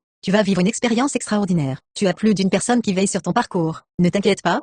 Saïla n'autorisera jamais que quelqu'un te fasse du mal. Je t'observe pour la prévenir au cas où cela arriverait et qu'elle soit occupée ailleurs. Tu es l'élu de plus d'un peuple. Ô petit Kilo, nous t'aimons déjà beaucoup. Tu es notre rayon de soleil qui illumine notre pauvre existence. Tu es sauveur. Je respire le doux parfum des pins que le vent vient de m'apporter. Cela me procure un plaisir immense. Ô petit Kilo, nous t'aimons déjà beaucoup. Tu es notre rayon de lune qui éclaire nos âmes d'une radieuse beauté. Ô petit Kilo, tu es le sang qui coule dans nos veines. Ô petit Kilo, tu es l'essence même de la vie. Tu ne le sais pas encore? Tu vas bouleverser la vie des Kangachos. Ô petit Kilo, tu vas rencontrer Bella, la licorne bleue. Vous êtes, sans le savoir, déjà des amis. Petit messager Maël, ratou de ton état, tu cours vers la reine des licornes pour la mettre en garde contre le mammouth. Ô déesse Saïla, tout se déroule selon vos plans. Vous êtes la divine providence des justes. Vous êtes la déesse du bonheur. Vous êtes le soleil qui réchauffe les mondes transis de froid. Oh, j'espère qu'un jour, je retrouverai mon aimé. Ma chère Ténébra. Marcus Volutu interrompit brutalement sa chanson. Il avait entendu un bruit. Ses yeux perçants venaient de voir un dragon rouge qui filait à toute allure vers la forêt, des bois cornus. Il avait mission de ne point intervenir, sauf dans le cas où des dragons apparaissaient. Marcus Volutu prononça un juron puis rapide comme l'éclair.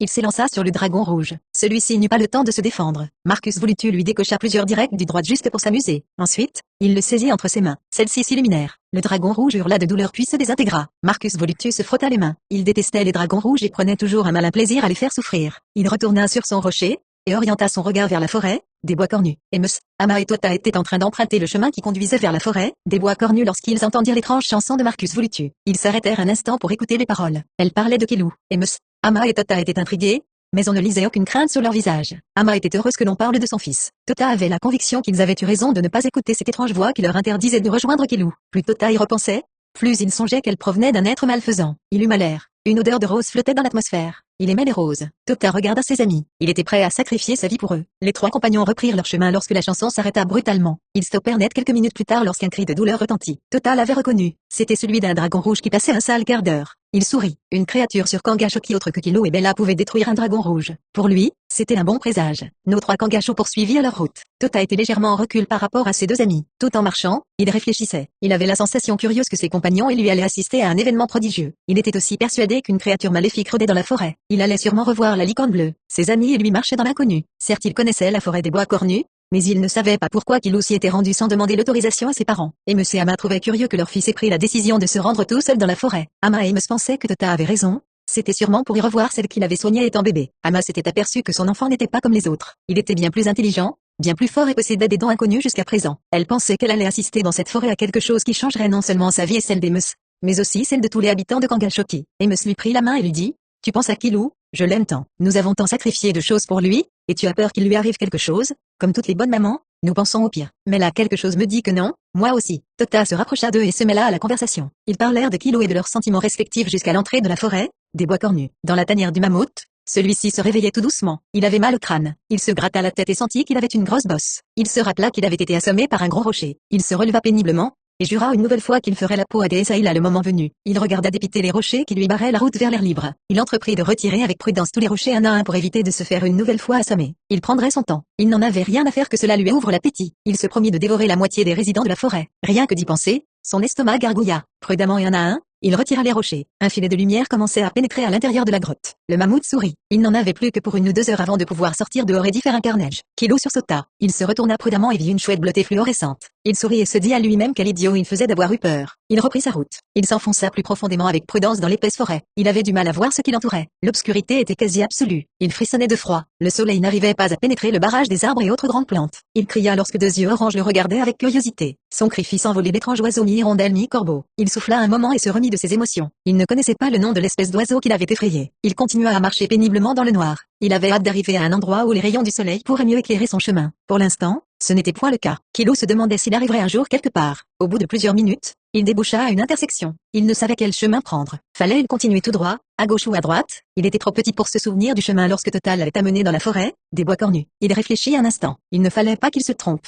Il ne voulait pas s'égarer dans cette forêt, et qu'au hasard d'un chemin il trouve la mort. Il se rappela que la petite fleur rouge lui avait dit qu'elle serait toujours là s'il avait besoin d'aide. Il se concentra et tenta de communiquer avec elle. Il n'y réussit pas tout de suite. Il renouvela l'expérience une dizaine de fois puis finalement, il y parvint. La fée aux cheveux rouges se trouvait, elle aussi, dans la forêt des bois cornus. Elle avait entendu Kilo hurler à plusieurs reprises. Son cœur battit la chamade. De grosses gouttes de sueur perlèrent sur son front. Elle était inquiète. La forêt des bois cornus n'était pas un havre de paix. Des multiples dangers y étaient tapis. Des crevasses adoraient faire des croche-pieds et des trous béants vous engloutissaient avec joie. Des prédateurs sanguinaires y rôdaient parfois en quête d'une proie facile à dévorer. Elle avait eu raison de le suivre. Malgré ses nombreux pouvoirs, Kilo n'était qu'un enfant. Il ne se rendait pas toujours compte des périls qui régnaient dans ce bas monde. Il n'avait que 6 ans. C'était très jeune pour un Kangasho de s'aventurer sans un adulte dans la forêt, des bois cornus. Plus d'un Kangasho adulte avait péri dans ces lieux. Elle se souvenait, il y a fort longtemps de cela, de la mort d'un couple avec un enfant de 10 ans. Ils avaient été tués et dévorés par un dragon rouge. Elle était arrivée trop tard pour les sauver. Sa colère fut grande. Ce jour-là, elle utilisa tous ses pouvoirs et toute sa force décuplée par la rage pour détruire le monstre. Elle y réussit. Depuis, ce jour funeste,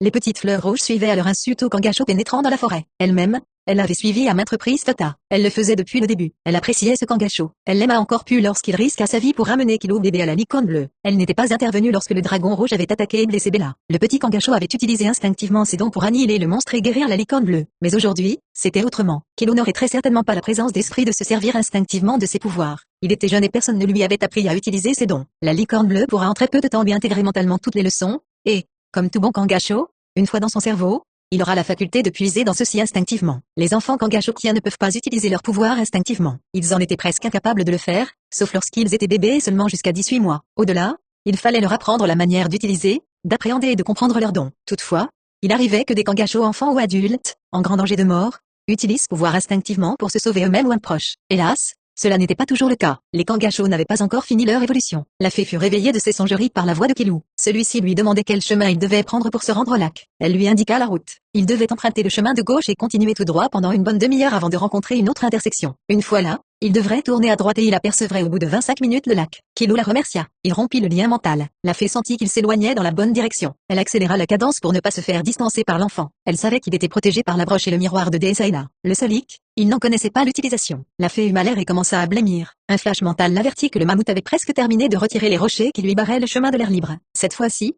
elle ne pouvait rester à l'écart. Elle devait maintenant se tenir à côté de Kilo. Le danger était trop grand. Elle battit ses ailes de plus en plus vite, et fonça telle la fusée Ariane en direction du petit Kangasho. Maël, le petit ratou, emprunta un petit chemin escarpé bordé de rosiers, de ronces, de plantes vertes et d'arbustes. Il avait une bonne demi-heure à rester à découvert dans la clairière que traversait le petit sentier avant de s'enfoncer dans la forêt. Il ne se sentait pas en sécurité. Il gardait ses sens en éveil au cas où un prédateur venu du ciel veuille s'abattre sur lui. Maël devait réussir sa mission. Il devait par conséquent être vigilant et prudent. Le moindre bruit le faisait stopper, et il se mettait à scruter l'horizon et le ciel tout azimut. Lorsqu'il jugeait qu'il n'y avait rien de dangereux, il se repartir à vive allure. Les ratous étaient très endurants. Ils arrivaient à courir pendant 3 heures sans halte. Il était donc très difficile à un prédateur terrestre de les rattraper. Par contre, ceux qui venaient du ciel, une autre paire de manches. Soudain, une ombre le recouvrit. Il pila net. Il reconnut l'oiseau. C'était un condor royal géant carnivore. Maël n'en avait jamais rencontré d'aussi gigantesque. L'animal les piqua sur lui. Le ratou détala comme un lièvre en faisant des zigzags. Plus d'une fois, Maël sentit le condor le frôler. Il échappa à la mort à plusieurs reprises. L'oiseau était de en plus agacé de ne pas pouvoir saisir sa proie entre ses serres et se régaler de ses chairs. Il ne comprenait pas pourquoi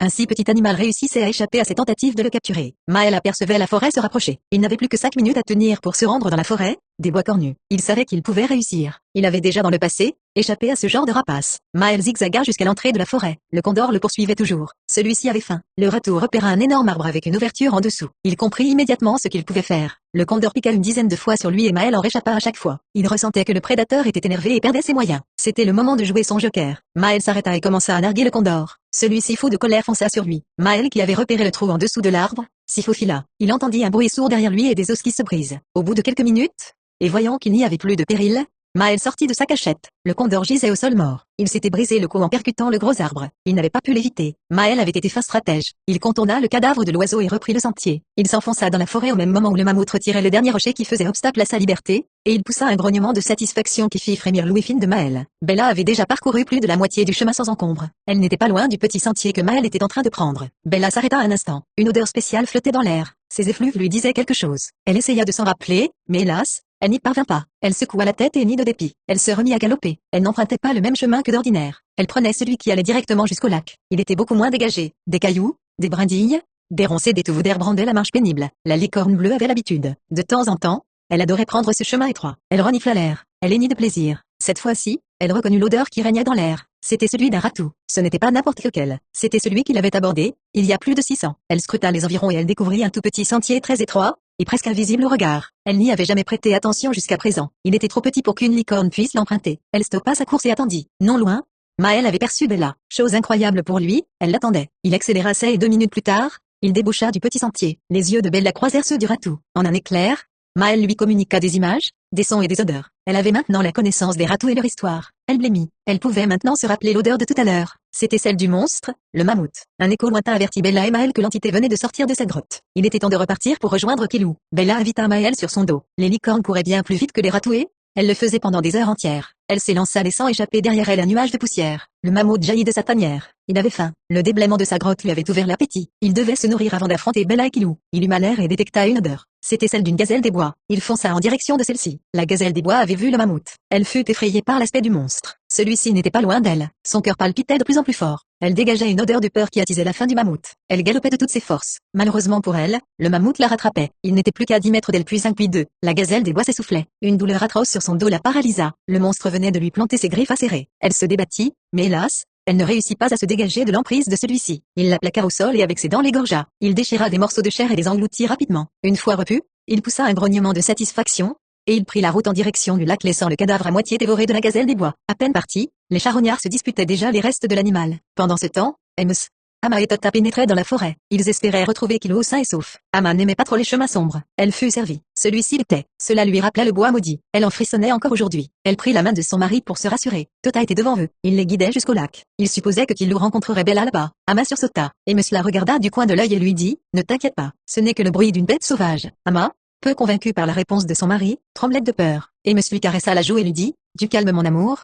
Tota et moi sommes là pour te protéger, je sais, mais cette obscurité ne me convient pas. Le chemin du bois maudit. Ama poussa un soupir, cligna des yeux et embrassa son épouse sur la joue. Au bout de quelques minutes, elle réussit à déglutir quelques mots, c'est cela même. Amos l'encouragea à continuer pour le salut de leur fils. Elle acquiesça de la tête. Au bout d'un certain temps qui parut interminable à Ama, Tota fit signe à ses amis de tourner à gauche. Ils s'exécutèrent. Loin devant, la petite fleur rouge transformée en fée avait senti le mammouth. Elle avait perçu qu'il était en colère et qu'il avait grand appétit. Elle détecta la douleur de la gazelle des bois attaquée par le monstre. Elle en fut écœurée. Elle n'aimait pas cette entité malfaisante. Il fallait qu'elle rejoigne au plus vite Kilou. Elle ne pouvait le laisser seul. Elle s'éleva dans les airs pour mieux voir. Elle scruta attentivement les environs et vit Kilou. Elle prit le chemin le plus court et à tire d'aile se dirigea le plus rapidement possible vers lui. Kilou fut surpris lorsqu'une petite créature s'approcha rapidement de lui. Il s'arrêta. Il regarda attentivement la créature ailée. De la stupeur se lut dans ses yeux. Il venait de la reconnaître. Il se frotta les yeux. Il n'avait pas la berlue. Ses sens lui révélaient que c'était bien la petite fleur rouge qu'il apercevait et qui venait à sa rencontre. Lorsque celle-ci fut assez proche, Il lui sourit. Elle le lui rendit. Elle lui demanda si elle pouvait continuer son chemin avec lui. Killou en fut ravi. Ils repartirent tous les deux en direction du lac. Toujours sur son rocher, Marcus voulut épier les événements se déroulant dans la forêt des bois cornus. Il fronça les sourcils lorsqu'il vit le mammouth sortir de sa cachette. Il eut envie de l'étouffer dans son sein lorsque celui-ci s'était attaqué sauvagement à une gazelle des bois. Il était dépité de ne pas pouvoir détruire lui-même le mammouth. Il en avait la faculté. Sur un simple claquement de doigts, l'entité malfaisante serait réduite en cendres. Malheureusement cela serait trop. Il avait des ordres. Il ne pouvait pas désobéir à Déessa Ayla. S'il le faisait, il en subirait les conséquences. Il fallait des témoins de la future bataille qui opposerait Killou, Bella, Maël et la petite fleur rouge au mammouth. Les trois de la scène s'étaient déjà enfoncés profondément dans l'épaisse forêt. Marcus Volutu ne pouvait discuter les volontés de sa divine maîtresse. Telle était sa volonté et telle elle s'accomplirait. Elle ne s'était jamais trompée depuis qu'il était à son service. Marcus Volutu la respectait pour son immense sagesse. Elle avait sauvé son peuple d'une mort horrible, il y a bien longtemps de cela. Pour la remercier, il s'était coupé définitivement avec ceux de sa race, pour se mettre aux ordres de Déessa Ayla. Elle seule connaissait le véritable emplacement de la nouvelle planète de son peuple. Il n'avait pas tenu à le savoir. Il ne voulait pas mettre en danger son peuple au cas où les anciens ennemis viendraient pour se venger. Ils étaient puissants et belliqueux. Les Ombrasio avaient saccagé sa planète. À l'époque, il ne possédait pas les pouvoirs qu'il avait maintenant. C'était Déessa Ayla qui les lui avait accordés en remerciement pour son dévouement. Il lui en serait profondément reconnaissant. Il chassa de la main ses pensées et revint à son observation. Il sourit. Killou et la petite fleur rouge étaient ensemble. Il cligna des yeux. Le destin de tous ces êtres va bientôt se jouer,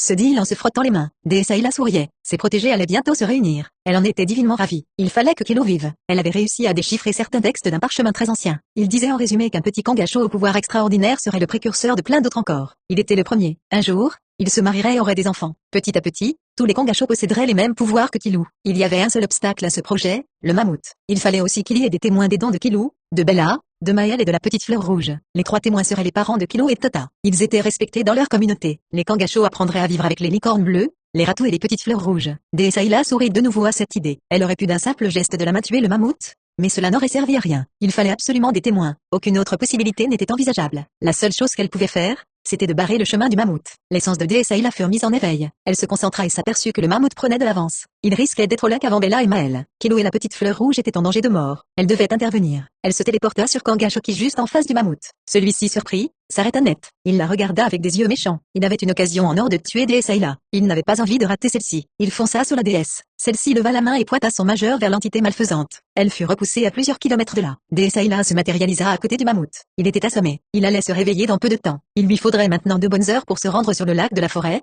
des bois cornus. C'était largement suffisant pour que Bella et Maël rencontrent Killou et la petite fleur rouge. Le seul problème, Bella n'aurait pas le temps d'expliquer et de montrer les pouvoirs à l'enfant. Déessa Ayla réfléchit. Elle regarda le mammouth. Elle se concentra et expédia celui-ci à une journée de marche de la forêt des bois cornus. Elle claqua des doigts et se retrouva chez elle. Pendant ce temps, le mammouth se réveilla. Il se mit debout. Il ne se trouvait plus au même endroit. Il n'y avait que des champs à perte de vue. Très loin devant lui, il voyait qu'une toute petite tache de verdure. C'était la forêt des bois cornus. Déessa Ayla l'avait expédié à une journée de marche. Il rugit d'une haine aveugle. Ses grognements firent fuir des lièvres jaunes. Le mammouth, rapide comme l'éclair, en saisit un avec puissantes griffes. Il contempla l'animal se tordant de douleur puis le fourra dans sa bouche. Il le broya avec ses dents, le mastiqua puis l'avala. Il rota bruyamment. Il leva ses yeux au ciel ainsi que le poing, et dit tout haut à l'adresse de Déessa Ayla, « Je me vengerai. Pourquoi oses-tu intervenir dans mes affaires ?» Pour seule réponse, il entendit le rire moqueur de la déesse. Il devint encore plus enragé et cela fit rire de plus belle Déessa Ayla. Le mammouth fit voler une motte de terre en donnant un coup de pied au sol. Il plissa les yeux, s'orienta en direction de la forêt, des bois cornus et d'étala comme un lapin. Killou posait un flot incessant de questions à la petite fleur rouge.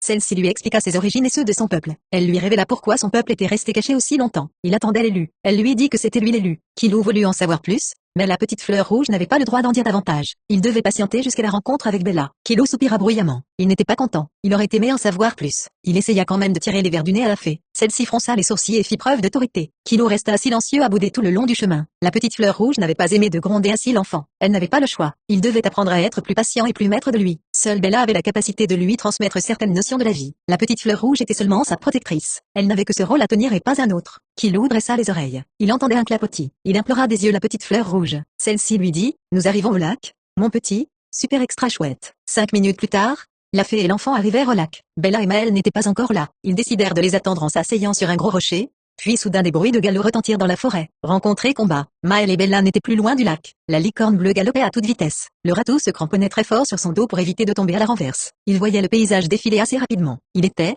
d'ailleurs, époustouflé d'une telle vitesse. Il trouvait cela grisant. Les licornes allaient être des alliés formidables. Son nez le chatouillait. Il sentait deux odeurs provenant du lac. Il renifla et reconnut Kilou. L'autre senteur lui était totalement inconnue. Plus que quelques minutes et Bella lui serait à bon port. Kilou et la petite fleur rouge virent débarquer Bella et Maël. La licorne bleue s'arrêta à quelques pas d'eux. Kilou se redressa. Maël était descendu du dos de l'animal cornu. Le ratou était intrigué par la fée. Celle-ci lui transmit toutes les informations qu'il voulait. Maël, sans demander l'avis du conseil des vieux sages, fit de même. Une nouvelle alliance était née. Kilou et Bella s'observèrent. L'enfant caressa la tête de celle-ci. Il lui toucha la corne. En une fraction de seconde, Kilou eut la connaissance et la sagesse des licornes bleues. Il comprit leurs origines, les dangers qui rôdaient dans le monde et le plus important, il savait maintenant comment utiliser ses pouvoirs. Bella lui avait transmis l'art de se battre, d'utiliser la magie et de se contrôler en face d'un ennemi redoutable. Il pouvait, dorénavant, mieux appréhender vie. Il avait la faculté de mieux orienter ses rayons et ses nombreux autres talents cachés. Il le devait à Bella. Pourtant, cette dernière n'avait transféré qu'une suite d'images, de sons et d'odeurs. Le reste était seul du ressort de l'esprit Kangashokien. Celui-ci, quel que soit l'âge, avait une grande capacité d'emmagasiner des données. Le mental des Kangasho apprenait vite.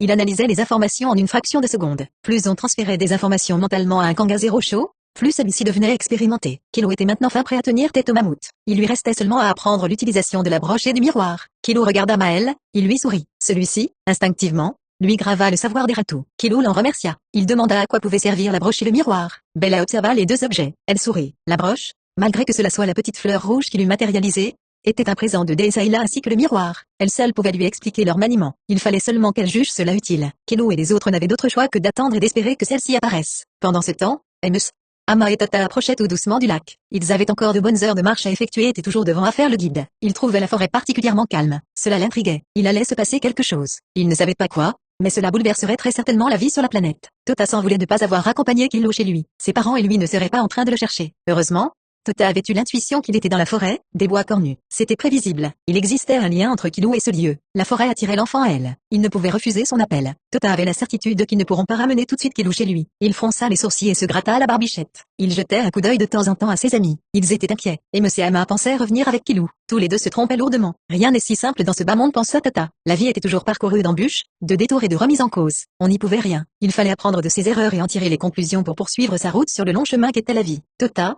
pour en avoir eu la preuve, n'arrêtait pas de dire que Kilou n'était pas un enfant ordinaire. Ses parents croyaient leur ami, mais restaient, toutefois, sceptiques et c'est dire. Il changerait sûrement d'avis dans peu de temps. Tota fit une halte, et Monsieur Ama l'imitèrent. Devant eux de gros troncs d'arbres obstruaient le chemin. Tota regarda à droite et à gauche. Il était impossible de les contourner. Il n'y avait aucun passage. Tota alla voir de plus près. Il longea les troncs d'arbres. Ils étaient trop hauts pour passer par-dessus ou les escalader. Il ne pouvait quitter le chemin. Il y avait trop de ronces. Tota et ses amis réfléchirent. Il fallait trouver une solution à ce problème. L'utilisation des rayons orbitaux était requise. Cela prendrait des heures à pulvériser les troncs d'arbres. Il n'avait que ce choix. L'autre possibilité serait de rebrousser chemin et de prendre une autre route. Le seul hic, ils auraient 2 jours de marche. Et Ama et Tota se mirent à bonne distance et illuminèrent leurs yeux. Ils commencèrent à pulvériser petit à petit les troncs d'arbres. Marcus Volutu observait toujours la forêt des bois cornus. Il avait apprécié, tout particulièrement, le téléportage du mammouth à une journée de marche par Desaïla. Il avait ri de bon cœur. Il en avait eu mal aux côtes. Il s'attarda sur le chemin qui menait au lac. Il y aperçut Ama et Tota. Desaïla les avait retardés en y plaçant d'immenses troncs d'arbres. Elle avait dû faire cela, car il ne fallait surtout pas qu'ils parviennent trop tôt au lac. Le mammouth devait arriver avant eux. Cela serait chose faite, pensa Marcus Volutu. Il s'ennuyait un peu. Il n'avait jamais aimé jouer les observateurs. Il trouvait que c'était plus épuisant qu'une bonne bataille. Il donnerait cher pour qu'un autre dragon rouge rôde dans les parages. Il pourrait se défouler un peu. L'horizon restait, hélas, vierge de toute présence de dragon. Marcus Volutu soupira d'ennui. Il trouvait le temps long puis soudain un monstre inconnu se matérialisa devant lui. Le mammouth galopait de toutes ses forces. Il était toujours haineux. Il s'arrêtait de temps en temps pour se nourrir de lièvres, d'oiseaux, de lézards et de gros insectes. À chaque fois qu'il se nourrissait, il prenait des forces. Il se jura de dévorer Kilou, et toutes les autres personnes qui seraient avec lui. Il en salivait d'avance. Les oiseaux s'envolaient dans les cieux effrayés par l'apparence du mammouth. Celui-ci aurait aimé avoir un adversaire pour se défouler un peu. Le chemin qu'il prenait était monotone. Il bâilla à plusieurs reprises d'ennui. Il n'y avait rien d'intéressant à l'horizon, lorsque soudain une bête ailée avec des griffes acérées et des dents pointues apparut devant lui. Le mammouth percuta l'étrange créature. Elle ne broncha pas. Par contre, le mammouth fut catapulté à une dizaine de mètres plus loin. Il se releva, grogna et secoua la tête. Il observa avec prudence la créature ailée. Il n'avait jamais vu ce genre de monstre. Le mammouth était sûr qu'elle ne travaillait pas pour Desaïla. Cette entité devait faire partie d'une bande rivale du mal. Le mammouth soupira. Décidément, je ne comprendrai jamais les puissances du mal. Elles n'arrivent pas à se mettre d'accord entre elles. Elles se battent même entre elles ou encore mieux s'ignore-se-dit-il. La bête ailée l'attaqua. Il sentit une douleur sur le dos. L'entité était aussi forte que lui. Il avait un adversaire à sa taille. Toutefois, il fallait qu'il reste en vie. Il avait une mission à accomplir. Le mammouth avait une règle.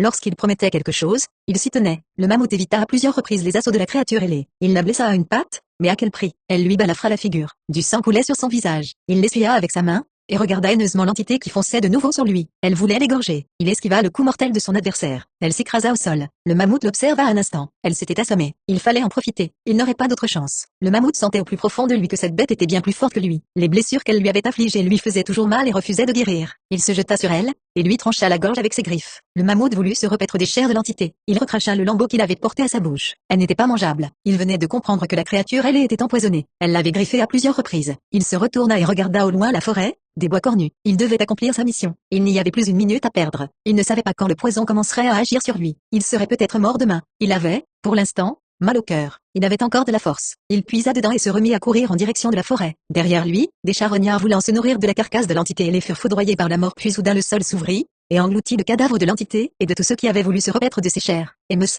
Ama et Tata faisaient une petite pause. Ils avaient réussi à déblayer une partie du chemin. Toutefois, il leur restait encore de bonnes heures avant de pouvoir continuer leur route en direction du lac. Il soufflait un peu pour reprendre des forces. Tota repéra des baies comestibles. Il les indiqua à ses deux compagnons de route. Ils mangèrent avec délice ces petites bleues sucrées à souhait. Une fois fini leur repas frugal, ils se remirent à l'ouvrage. Au bord du lac, le silence s'était installé. Kilo et les autres attendaient une hypothétique apparition de Desaïla. Le petit Kangasho se leva, et filait sans pas. Il admirait le paysage, épiait le moindre mouvement, et écoutait le moindre son pouvant trahir l'arrivée de quelqu'un. Desaïla se faisait attendre. Kilo pensait qu'elle ne viendrait pas. Il réfléchit un instant. Il retira la broche qu'il avait mise sur sa veste. Il la contempla dans tous les sens, puis il sourit. Il venait de comprendre à quoi elle servait. Il la remit à sa place. Il sortit le miroir de la poche de son pantalon. Il l'observa un instant. Au dos de celui-ci, presque imperceptible pour les yeux et les doigts, se trouvaient deux petites encoches légèrement profondes. Il eut l'idée d'y mettre deux de ces. Le miroir s'illumina instantanément. Kilo sourit. Il venait de réaliser qu'il pouvait détruire le mammouth. Il ne devait rien dire aux autres. Ils le seront bien assez tôt. Ce n'était pas leur combat. Lui seul avait la faculté de batailler et de d'annihiler le mammouth. Toutefois,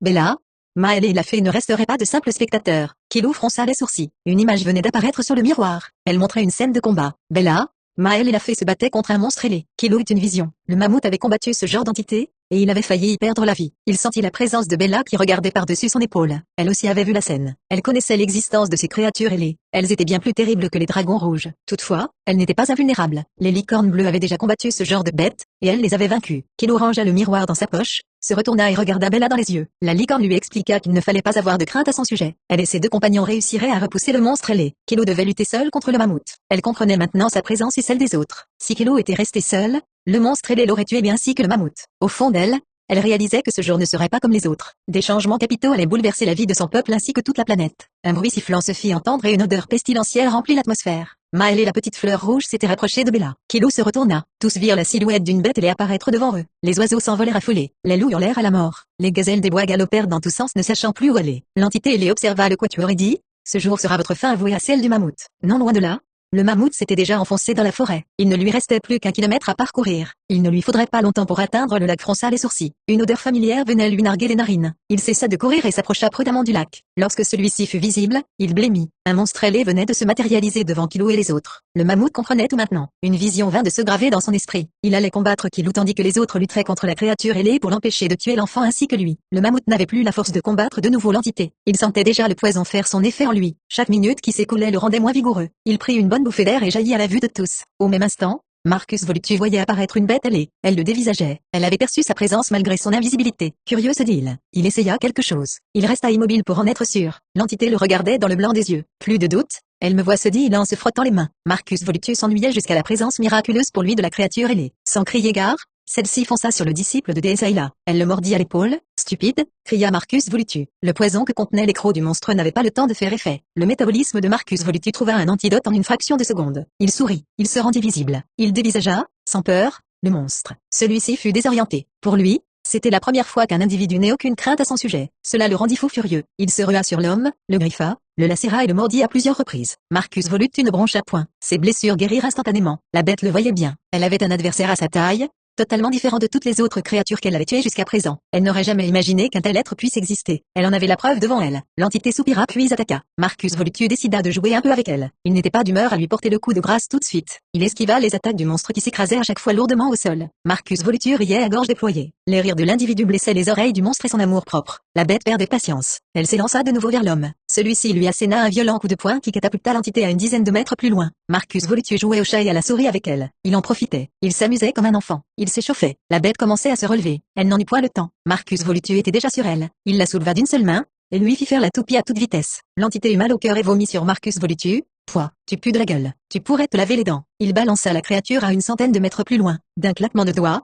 il fit disparaître les vomissures. Ah, cela va mieux. Il rigola. La bête se relevait péniblement. Elle était encore étourdie lorsque Marcus Volutu fonça sur elle. Il la frappa à plusieurs reprises à la tête et au ventre. Le monstre hurla de douleur. La créature se rendit compte qu'elle n'aurait jamais le dessus sur l'individu. Il se jouait d'elle. Elle était tombée dans un piège. Dans une ultime tentative, la bête cracha à la figure de Marcus Volutu. Il ne broncha point. Il s'essuya le visage et ses yeux brillèrent. Le monstre tenta de s'éloigner pour mieux s'enfuir. Il n'y parvint pas. Le rayon l'atteignit en pleine poitrine. La créature hurla de souffrance. Marcus Volutu fit tournoyer ses mains et deux boules de feu naquirent. L'entité les regarda comme hypnotisée par celle-ci. Marcus Volutu les lui lança. Elles percutèrent le monstre et pénétrèrent à l'intérieur de son corps. La panique s'installa en elle. Elle courut dans tous les sens en hurlant de douleur puis elle trébucha et se retrouva au sol. Elle griffa la terre de toutes ses forces. Des larmes coulèrent de ses yeux. Elle tenta de se relever mais n'y arriva pas. Marcus Volutu se régalait de la scène. Au bout d'un certain temps, il jugea que la créature avait assez souffert. Il s'approcha de cette dernière, se mit à califourchon dessus, prit sa tête et lui brisa le cou. Le monstre était mort. Marcus Volutu se releva, et contempla un instant le cadavre. Il sentit que le sol commençait à se dérober au-dessous du monstre. L'enfer appelait son enfant. Marcus Volutu prononça une formule magique qui désintégra l'entité. Très loin,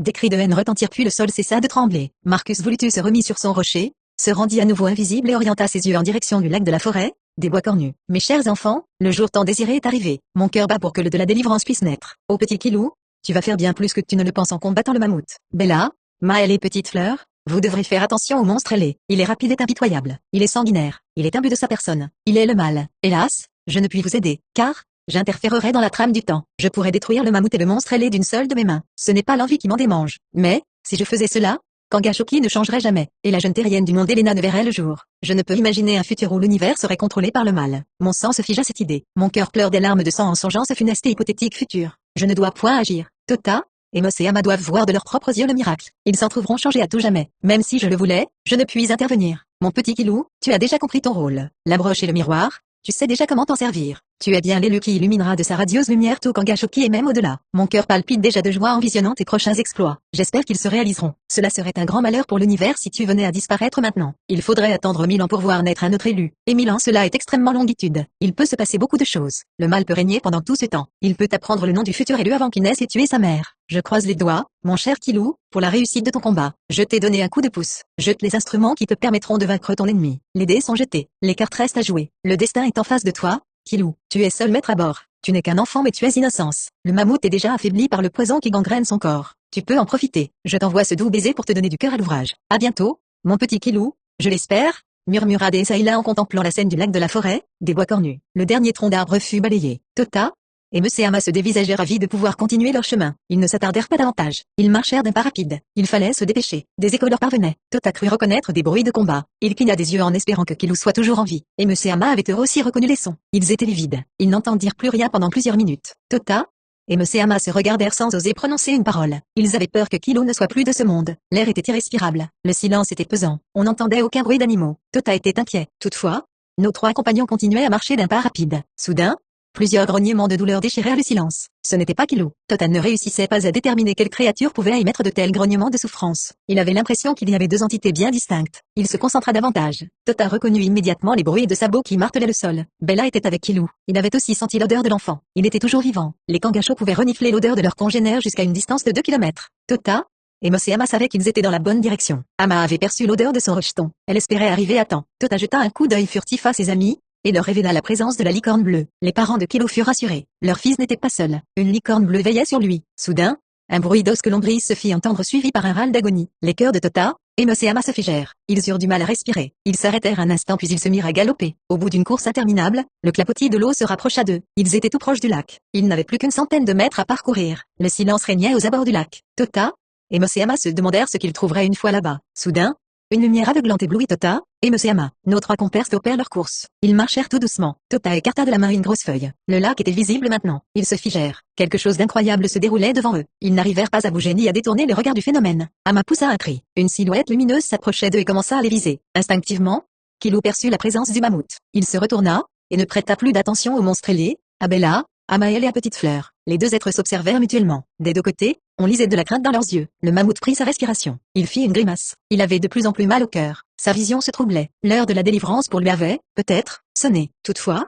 même s'il ne gagnait pas, il fallait qu'il meure honorablement. Il sentait chez l'enfant une grande détermination. Il voyait son potentiel. Il comprenait que sa mission n'était pas forcément de le vaincre, mais de se mesurer au petit Kangasho. Il s'élança sur Kilo et le projeta dans l'eau du lac. L'enfant en sortit rapidement. Il poussa des jurons à l'adresse de son adversaire. Il remarqua que celui-ci soufflait comme un bœuf. Il gémissait de douleur. Kilo se concentra. Le mammouth était mourant. Kilo se posa la question suivante. Pourquoi le tuer? Le poison va l'achever. Il réfléchit quelques instants et comprit qu'il fallait à tout prix que le mammouth meure de sa main. Avant même que celui-ci ne reprenne son souffle, l'enfant lui envoya 10 rayons qui firent mouche. Le mammouth grogna. Il voulut utiliser ses pouvoirs et se rendit compte qu'il n'en avait plus. Le poison du monstre les avait supprimés. Il pesta. Il vit que Kilo lui expédiait encore d'autres rayons. Il réussit à en éviter quelques-uns. Ceux qui l'atteignirent l'affaiblirent plus. L'enfant prit la broche et appuya dessus. Celle-ci s'envola et se dirigea sur le mammouth. Il ne put l'éviter. Elle le percuta et elle pénétra à l'intérieur de lui. La broche commença son œuvre de destruction. Sans attendre, Kilo sortit de sa poche le miroir. Il mit 2 de ses doigts dans les petites encoches qui se trouvaient au dos. Le miroir et l'enfant s'illuminèrent. Kilo utilisa ses dons. Ils furent décuplés. Le miroir brilla encore plus et fusionna avec l'enfant. Les rayons que lançait Kilo devinrent bleus. Ils atteignirent le mammouth qui était hypnotisé par eux. Il ne broncha pas. Il n'en avait plus la force. Il s'écroula au sol. La vie s'échappa de lui peu à peu puis un miracle se produisit. Le corps du mammouth s'illumina et laissa la place à un être lumineux. Kilo le regarda. Il sentit tout de suite que cet être était bon. Soudain,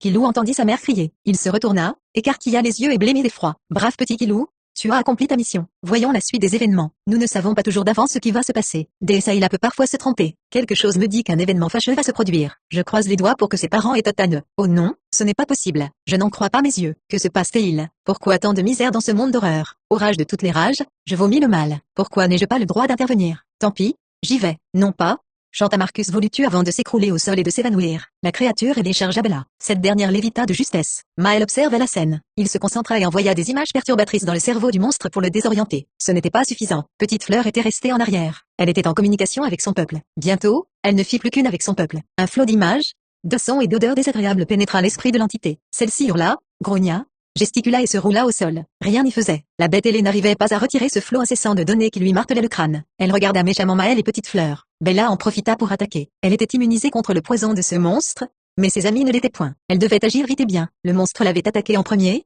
car il savait que la licorne bleue pouvait l'anéantir. Maël et Petite Fleur intensifièrent le flux parasitaire d'informations. L'entité gémit. Elle se tenait la tête. Elle n'arrivait plus à voir ce qui l'entourait. Elle était en état de faiblesse. Bella n'hésita plus. Elle profita de cet instant pour charger, car, dans peu de temps, le monstre aurait trouvé une parade. La licorne bleue enfonça sa corne dans le corps de la bête ailée. Celle-ci hurla. Elle voulut se relever, mais n'y parvint point. Elle essaya de griller Bella, mais un écran de force la protégeait de tous les coups. Le monstre comprenait qu'il avait été stupide d'attaquer la licorne bleue en premier. Il aurait dû détruire les 2 autres d'abord. Il était trop tard maintenant. Il sentait la corne dans ses chairs. Elle commençait son œuvre de destruction. Bella envoya plusieurs décharges électriques. La créature poussa des hurlements de souffrance. Bella ne s'arrêta pas là. Elle illumina tout son corps ainsi que sa corne. Cette dernière devint brûlante. Les minutes passèrent. Bella se transforma en être de flamme. La bête ailée était terrorisée. Elle voulut crier, mais aucun son ne s'échappa de sa bouche. Elle était devenue muette. La corne, à son tour, se métamorphosa en flamme. Le sang du monstre bouillonna. Celui-ci était pris de convulsions. Il griffait le sol par dépit. Il ne pouvait plus ni fuir ni se débattre. La fin était proche pour lui. Bella augmenta la puissance de ses flammes et celle de la température. De la fumée s'échappait des narines et de la bouche du monstre. Le feu le consumait de l'intérieur. Bella continua jusqu'au bout. 10 minutes plus tard, l'entité s'embrasa. Il ne resta plus qu'un tas de cendres du monstre. Bella redevint un être de chair et de sang. Maël et la Petite Fleur rouge étaient à côté d'elle. Ils se regardaient ne prêtant plus attention aux cendres du monstre. Ils pensaient que tout était fini se trompaient. Les cendres s'illuminèrent. Elles s'assemblèrent pour former un tas. Bientôt, une silhouette noire et ailée prit naissance. C'était très bien Bella et ses amis puis ses yeux virent Tota, et c'est Ama. Elle décida de les attaquer. Elle fonça sur eux. Ama cria de terreur en voyant la créature. Au même moment, Kilo se retourna, et vit l'être ailé tirer à 3 reprises sur ses parents et sur Tota. Ceux-ci s'écroulèrent au sol. Bella, Maël et Petite Fleur qui avaient senti l'attaque se retournèrent à leur tour. Ils écarquillèrent les yeux. 3 Kangashos gisaient inertes au sol. Kilo hurla de colère et de chagrin. Il fonça sur l'entité qui n'eut pas le temps de réagir. Il la pulvérisa de ses rayons. Il n'en resta rien. Au loin, un rire glacial se fit entendre. Kilo s'approcha de Tota et de son père. Il ne percevait rien. Il venait de comprendre. Tota et s'étaient morts. Ama respirait encore, mais très faiblement. La vie était en train de s'échapper d'elle. Les larmes aux yeux, Kilo mit ses 2 mains sur sa mère, et la sauva. Ama se releva, et prit son enfant dans les bras. Ils pleurèrent tous les deux. Ama lâcha son fils et vint s'agenouiller à côté de son mari. Elle lui caressa la tête. Elle ne parvenait pas à articuler un seul mot. Elle avait trop de chagrin pour cela. Elle regarda le corps de Tota. Elle ne put en supporter davantage. Elle posa sa tête sur le torse de son mari, et elle pleura. Kilo regarda avec insistance Bella, Maël et Petite Fleur. La licorne bleue s'approcha de l'enfant. Elle aussi avait le chagrin qui lui montait aux yeux. Elle ne pouvait réaliser de miracle. Il était impossible de ramener à la vie Tota et Ms. Ce n'était pas dans ses compétences ni dans celles de Maël et de la Petite Fleur rouge. Kilo n'en pouvant plus, pleura à chaudes larmes. Bella le réconforta ainsi que les 2 autres. Le cœur était lourd pour nos compagnons. Ils avaient remporté la bataille, mais à quel prix? L'être lumineux qui était resté en arrière observait la scène. Il se concentra. Il perçut quelque chose. L'âme de Tota et d'Emos était encore dans les corps. L'être lumineux les sentait. C'était dans ses cordes. Il s'élança. Il regarda tour à tour les 2 corps sans vie. Ama avait relevé la tête. Ses yeux croisèrent ceux de l'entité lumineuse. Elle comprit qu'il restait un espoir de sauver son mari et son ami. L'être lumineux se concentra. Bientôt, une lumière orange baigna Tota et Amos. Kilo les autres ressentirent cette lumière. Ils se retournèrent et assistèrent au miracle. 20 minutes plus tard, l'entité lumineuse ouvrit les yeux. Elle s'éloigna des deux corps. Tota fut le premier à bouger puis Amos fit de même. Ils se relevèrent. Ama, le cœur serré, se blottit tout contre son mari qui l'embrassa. Le regard de Kilo croisa tour à tour celui de Tota et de son père. Une immense joie l'envahit. Il renifla bruyamment. Il courut vers eux. Ils s'enlacèrent à tour de rôle. Bella, Ma et les petites fleurs clignèrent des yeux. Kilo se retourna. Il voulait remercier l'être lumineux. Il n'en eut pas le loisir. L'entité lumineuse était partie. Kilo ne perdit pas espoir de la revoir un jour. Tout au fond de lui, il pensait qu'elle reviendrait. Tota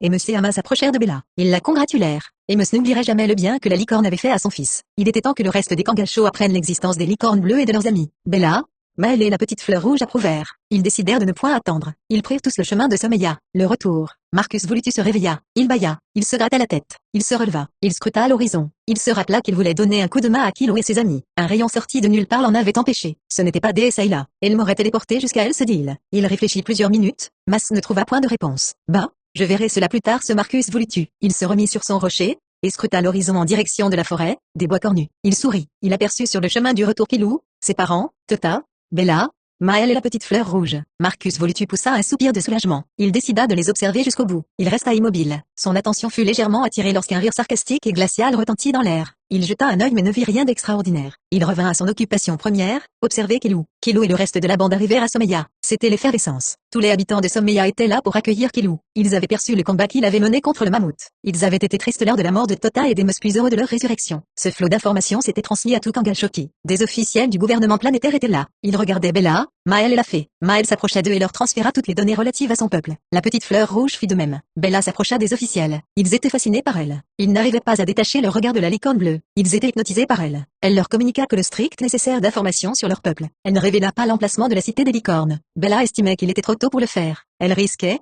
en dévoilant ce secret, de mettre en danger son peuple ainsi que les Kangashos. Les ennemis qu'elle fuyait étaient toujours là à rôder dans le cosmos. Les licornes avaient la faculté de les vaincre, mais pas les Kangashos. Kilo était peut-être le seul Kangasho à avoir les dons nécessaires pour détruire les Ambrasios. Elle n'en était pas sûre. En ce qui concernait les Ratou et le peuple des petites fleurs rouges, elle n'avait pas assez de recul sur ces deux peuples pour être affirmative à 100%. Toutefois, quelque chose lui disait que les petites fleurs rouges étaient capables de bien des miracles. Les festivités à Someya durèrent des heures, et finalement l'heure du retour était venue. Maël et la petite fleur rouge prirent congé des habitants de Someya. Kilo leur dit au revoir. Ils allaient sûrement se revoir un de ces jours. Bella resta une heure de plus. Elle discuta longuement avec Tota et les parents de Kilo. Elle s'approcha de l'enfant. Ils se regardèrent droit dans les yeux, puis Bella se retourna pour galoper en direction de la forêt, des bois cornus. Amos posa une main sur l'épaule de son fils. Celui-ci se tourna et sourit. Il était temps de rentrer à la maison. Kilo cligna des paupières. Tota les raccompagna jusqu'à chez eux. Il les embrassa avant de les quitter. Cette nuit-là, Kilo s'endormit vite. Ses rêves furent peuplés de mille et une aventures. Au loin, un vent glacial se levait apportant des sons et des odeurs mauvais. Bella, dans sa ville, les ressentit. Un long frisson parcourut son dos. Un autre combat allait sûrement attendre Kilo. Elle n'en savait pas encore assez pour déterminer quelle créature malfaisante rôdait encore sur Kangashoki. Elle était trop exténuée pour réfléchir. Elle se retourna, emprunta une longue avenue, alla jusqu'au bout, ouvrit la porte de son château, et pénétra à l'intérieur. Elle aussi ne fut pas pour s'endormir. La petite fleur rouge avait repris sa place sur le chemin. Elle dormait déjà, et ne perçut pas le nouveau danger qui planait sur Kangashoki. Maël était de retour chez lui. Avant d'aller se coucher, il fit son rapport au Conseil des Sages. La cité des Ratou était déjà profondément endormie lorsqu'un rire sarcastique et glacial retentit dans toute la contrée. Marcus Volutus n'était plus sur la planète, il était à côté de Desaïla. Tous les deux regardèrent la boule d'observation. Ils blêmirent puis se regardèrent. Kilo alla être mis à l'épreuve. Desaïla et Marcus Volutus tapotèrent sur la boule pour avoir une meilleure visibilité. Une image prit naissance. C'était l'intérieur d'une grotte obscure. Puis soudain des yeux d'un rouge malfaisant s'ouvrirent et semblèrent les épier. Desaïla fut surprise. Elle en lâcha la boule qui se brisa au sol. Marcus Volutus la dévisagea. Il n'avait jamais vu sa déesse comme cela. Il en conclut que le danger était bien plus terrible que celui du mammouth et des monstres ailés. Sans un mot, il quitta la pièce pour laisser seule sa maîtresse. Il alla dans ses quartiers pour se coucher. Avant de s'endormir, il entendit Desaïla pleurer. Il en eut le cœur fendu. Un combat de gagné et un autre se profila à l'horizon. Il n'y a jamais de repos pour les braves.